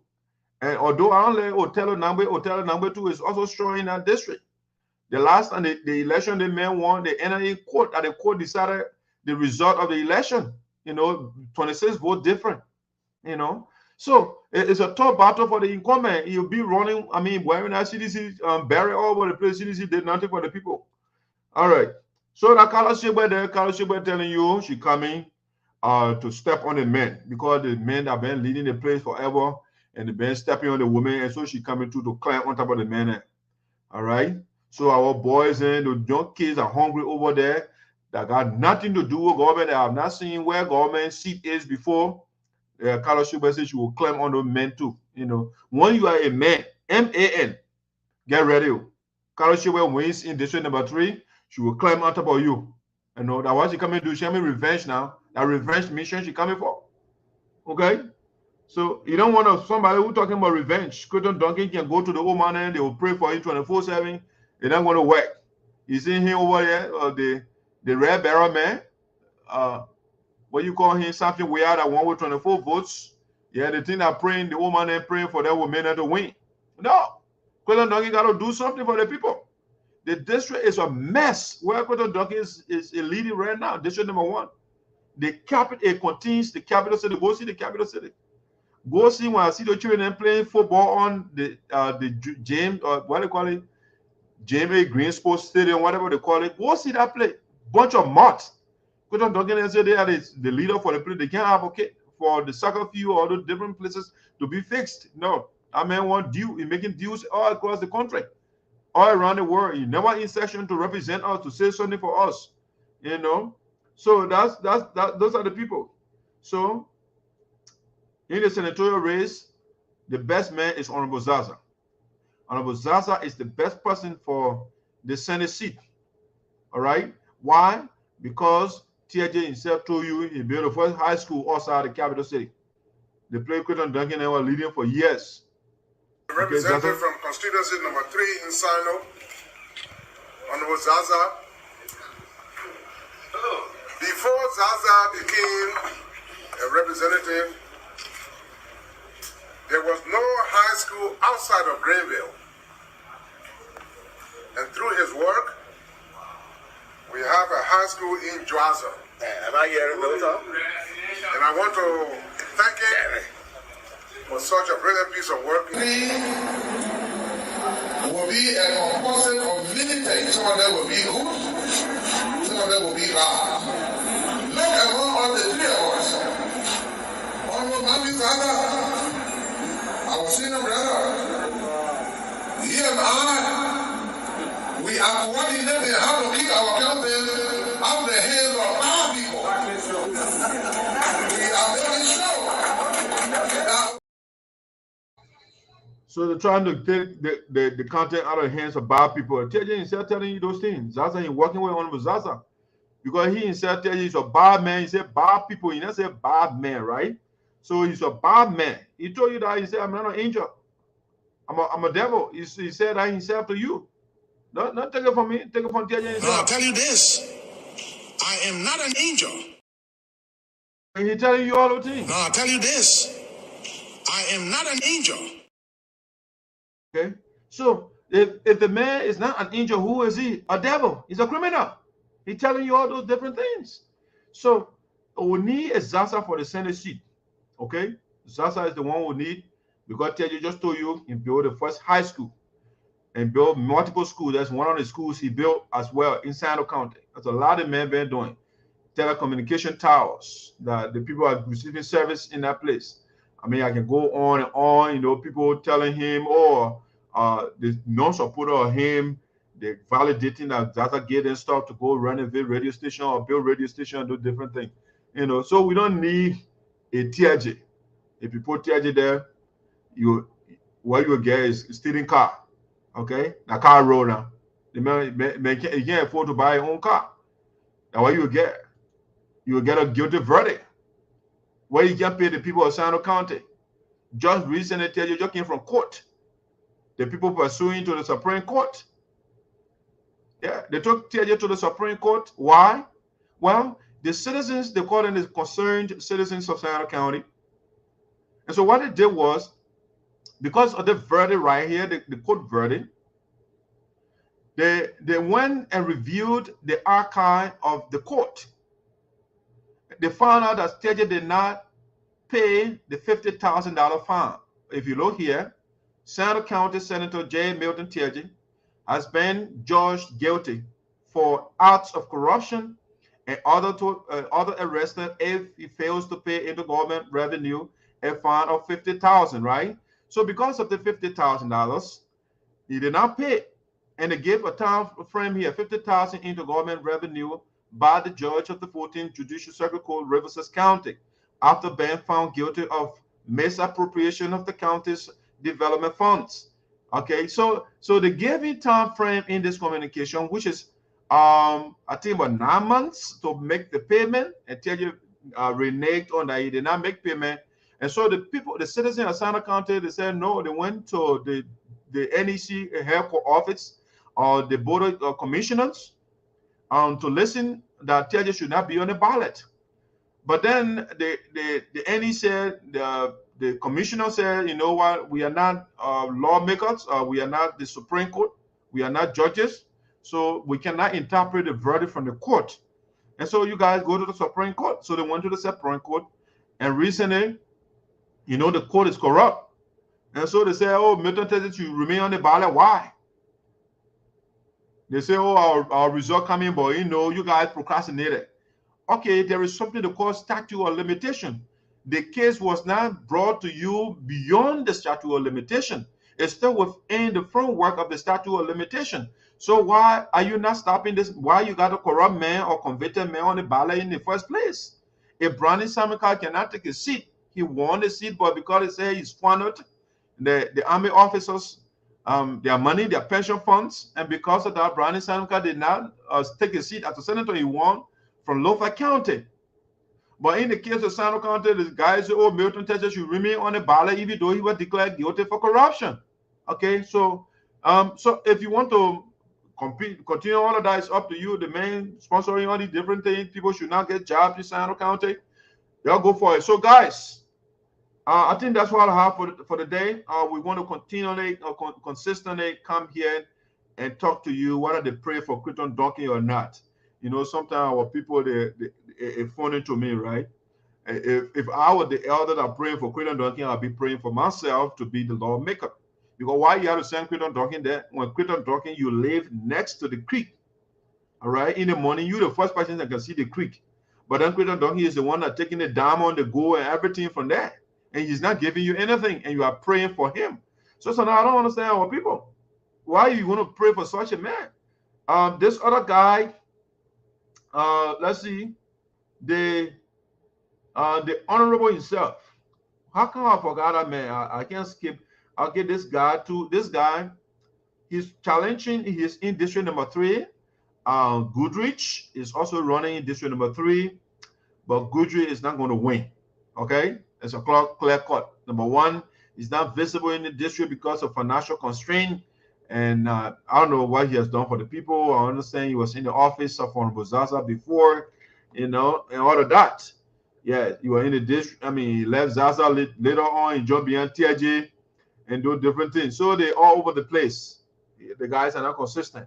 So recently he was crying. Sonny Boy Noah, I mean, he was on CDC, the coalition, right? He's part of this coalition. And so Sonny Boy Noah, they were supposed to have primary in district number 3. But Sonny Boy Noah went and said, you know what, man, we're not having no primary. I'm not going to allow the man to come or take the nomination of the party. All right. So Sonny Boy Noah, he instructed a boy to start a violence over there. They started the violence and they stopped the whole process. The next day, the guys came on radio and said, oh, they had a press conference. Sonny Boy Noah is the winner, even though they put Noah had a primary. I said, wow. And Sonny Boy Noah beating his chest all those things. He's a good man. Yes. So Sonny Boy Noah is the next man in that place that we have to talk about a little bit before we leave. I can't leave without talking about Sonny Boy. Yeah, I don't know how come I was skipping. Yeah, his medicine was trying to obscure my vision, but he's not going. I gotta talk about Sonny Boy before I leave. Yeah, he poses a major threat in that district, in my district.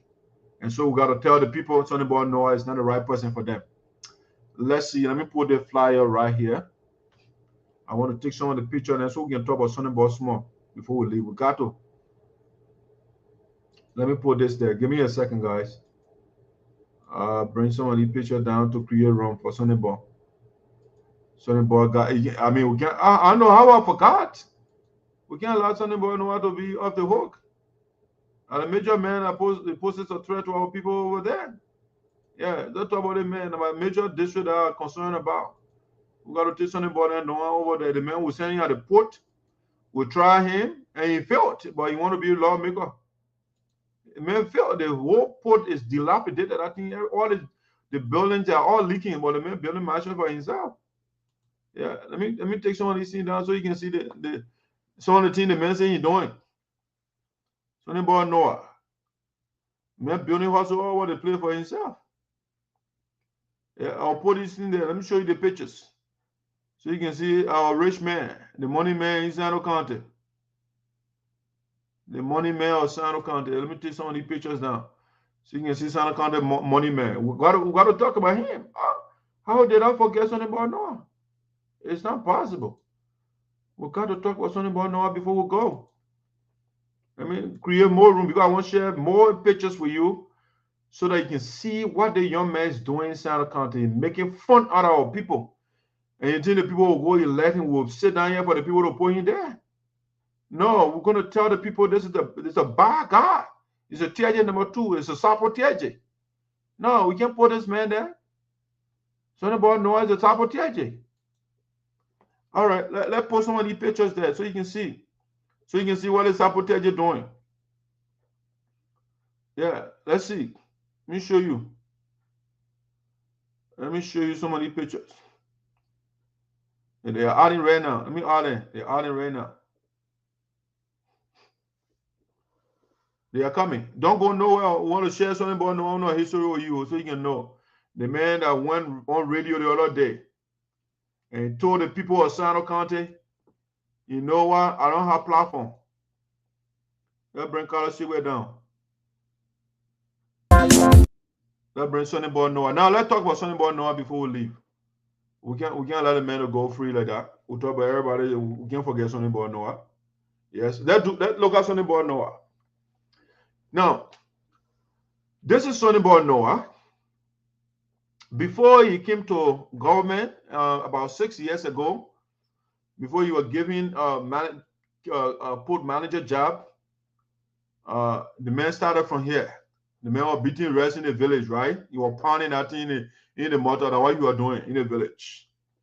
From there, he went to Monrovia and managed to be eating Kitty. Okay? From beating rest, from here. I'm talking to him because I say rest. It's not rice, but the man can say rest. Okay, so Sonny Boy Noah started from here. He came to Monrovia from here. Now, when they made the boy was promoted as port manager, boom. The man started wearing gold. Always from here, from top to bottom, that gold now. The man doing gold. Gold chain, gold rings, gold bank, gold watch, gold finger ring, everything. Okay, everything is gold now. You see the man right now, he got 2 phones. One on his lap, one in his hand. All right? The man changed radically. Okay, the question is, how can this guy radically jump, right? How did he jump from here? How did he jump from here to here and then boom all the way here? so quickly like that. And you all go now. Now, let's leave that. So at the port of Greenville, and this is where you are leading, right? So after, I mean, I'm not going to show you all the houses that Sonny Boy Noah built for himself, right? But let me just show you a little bit, the tip of the iceberg, just a few of them. This is one of the mansions the guy is building. It's in Johnsonville, right? Now the one the man he's working on right now. When you listen to him the other day, he was saying on radio, "Oh, I got my house in one. Some are still building some houses. Some of them they are not completed. They are not completed yet." He said this thing. That's one of the houses in Johnsonville. You see the mansion overnight. How is this guy from here? All right, from here, and now he building these mansions. You know, he building mansions now quick. Let me show you. I'll bring up. This is the mansion the man working on right now in Johnsonville. Now, before that, Justin, why are you doing this? This is one of his houses again. Okay? Sonny Boy Noah, he's not joking. A man building like crazy. He built this one. Okay? In every town and village in Sinoe County, the man built house. Because he said, oh, when they're running for office, they don't get houses, so I got to build my own house. Any town or into our build house. So the man, I'm not putting everything here. I don't have room for all of that. It will be all day today. So I'm just showing you a little bit, but this is big. It's a huge investment right here. It's a massive. I mean, the one he lives in, like in Sinoe County right now. When you see the house on him, the road on the fence, Honorable Sonny Boy Noah, a massive building. He got another giant one in Monrovia and another one here in Johnsonville in the same Colorado County. Now, how does the port of Greenville that he is leading? How does it look? How does it look? First of all, these boats, they were at the port of Greenville, right? When the other administrations he met there, they took care of the boats and everything. Patrol boat missing from Sinoe's port. NPA remains tablet. You know, up to now, Sonny Boy Noah, they can't say anything. Nothing. The boats are gone. Okay?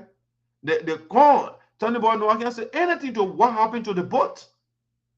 What happened to it? Him and his boss man are Bill Twaway. You got to understand the U.S. Treasury, they sanctioned his boss man, Bill Twaway, because they said Bill Twaway, then he had like $1.5 million. He was putting here a private account. It could be the sale of some of these boats, you know. All right, so Sonny Boy Noah cannot account for the honor his watch, the boat gone missing. All right. This is the current condition of the buildings at the port of Greenville. This is how they currently look right now as we speak. After 6 years on the watch of Sonny Boy Noah, how the buildings at the port they look like this. He had no reason to renovate them whatsoever. No, the man left the thing just like this, and he building all these gigantic buildings for himself because it's only good for him. Yeah, this is how the port of Greenville looks. As you speak, the man right now, he said, oh, I own leave, you know, I own leave after the campaign. If I don't win, I can come back to my post. He's joking around here. So the port looks at that, the man built this one for himself. He built this one for himself. He built this one for himself, okay? And the port of Greenville, that's how it looks. This is how it looks. This is how it looks. And then the brother was on radio the other day and said, my man, what you want to do for the people of Sinoe? The man said, I have no platform. Okay? I have no platform. And see the thing that the man bragging about, he said, you're doing. These are his boys, they putting it in their own Facebook. They said, I watch Sonny Boy Noah doing for the people. He put his zinc on top of people's houses. Excuse me. So Sonny Boy Noah, and why he running for this thing right here that looks at that. He ain't say he can't sleep on anything. He can't sleep in this thing. But what the guys are running campaign, Sonny Boy Noah is making impact in Sinoe. Yeah. You see the man pay control right and see the man, look at the thing. Even if he put zinc on top of the thing, that's why you couldn't build this thing. You can't replace the thing with the one here. Then I'll say, oh, Sonny Boy is serious to make transformation. But you build this for yourself. And you're saying you're putting zinc on top of people have something like this. Now why the guys are going around and say Sonny Boy doing something. And Sonny Boy here, he ain't touching. They're chilling. Because you know why he happy for? Because they got a properties. The same thing tell you, say, I got my own houses all over the place. Yes. Look at this thing here. Sonny Boy can't sleep in it. That's why they running campaign. Oh, I build horses, I put zinc on top of horses. This thing here. Tell somebody no one to go sleep in there. You can't sleep in there. No, you will not.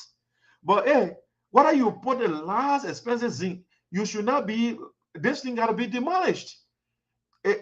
This thing got to be replaced for your own house. The one you built for yourself, the low grade one. Yeah. That's how you have made that thing. Take it and change it to this one. But you allow our people to sleep in this thing. And you're asking them for the vote so you can get more money and build more houses. For, if the people want that one, it's up to them. The other one here, they said Sonny Boy Noah bought ambulance, the people all over the place. This thing is so old. You know what they did? The picking is so crooked.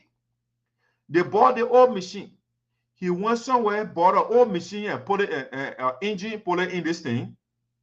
And they went to the Madingo pole. Look at the thing. They whitewashed it. It was whitewashed. And they put all the printing on it because they think our people are not sophisticated. They can fool there easily. So he bought the old, look at the tire, or they whitewashed it. Now how terrible it is when they were whitewashing it, someone they whitewashed got on the tires. Look at the tires. Look at it. That is, the color on that is not original. So all they did was they went somewhere, bought hose on light, put it on top of an old 1944 Toyota Camry or Land Cruiser, put a light on top of it, and they printed it, put all this in, and the somebody no one carry that. They didn't drive it there. They look for a car to carry transport. They send the carry that thing. It can't work in Sinoe County. It can't. Okay, why you carry them when he says for ambulance? It's an ambulance to go pick up sick people. Send the carry the thing almost 2 years now. It can't. When something about park the thing is still there. It can't move. Yeah. Now what's something about running on? You go on radio. Oh, I bought ambulance. I get all the old man phones in Sinoe County. I say, wow, they got serious. He get people in the ambulance here saying, looking at it, where gold, diamond, all the thing, all the expensive. You get 2 phones. Yes, from here, from Kele where they eating, from eating Kele where they, from pounding rice. Now you say rice, rice. Okay. So that's Sonny Boy Noah. This man is, if you put Sonny Boy Noah, 6 years at the port of Greenville, the man left the port like this. He left the buildings at the port. This is how they look currently. Okay? Many representative, you see what he will do to you. Put him down. But I will not encourage you. I will not encourage the man to be your representative. It's a bad choice. It is a bad choice to make. TJ is out. I'm glad you said that.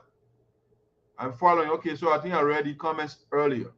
All these comments are here. I looked at them earlier. So Sonny Boy Noah is not the right person for you. He's not. I'm watching from the Twin Cities. Okay, Pastor Gate. I'm following, guys. Good afternoon, SG. Watching from Houston. Congratulations, President Poa. Watching. Congratulations to President Poa. Yesterday, community event in the 22nd community. Less long sermons and politics, but action which speaks louder than words. Okay, so we'll cover that story on our next show, but we wanted to tell our people, Sonny Boy Noah and those people that are running around in that place, not for you. I mean, it's not coming for you, it's coming for himself. Tell him when he come to you, where is our boat? Let me tell you, let me show you what happened to the boat. Why the boat did not disappear when the other people were there, and when he got there, the boat disappeared. Why? All right? Why should he give you something like this? Why should anybody know I should give you something like that and building this for himself? Why is it okay? Why you should get this for himself? Why is he building mansions for himself? This thing. When you finish with it, one that whole, I mean, this is what the guy doing. But it's people over there, they're running campaign for Sonny Boy Noah. And they're using this as campaign talking point. This one. Putting touch, I mean, he changed the things. He put the best thing there. We're not sleeping inside. Sonny Boy himself, we're not even sleeping nothing. All right, guys, we are out for the day. We want to say thank you so much for joining Voice of Sinoe, all of you. Please make sure and subscribe to our YouTube page. We got a lot of videos out there that you can benefit from. So on YouTube, it's Voice of Sinoe in the Diaspora. You can see multiple nice videos out there. We'll see you next morning. Thank you for following us. As usual, this is Sinoe County premier platform with Dark Shire put the esoteric. I'm out.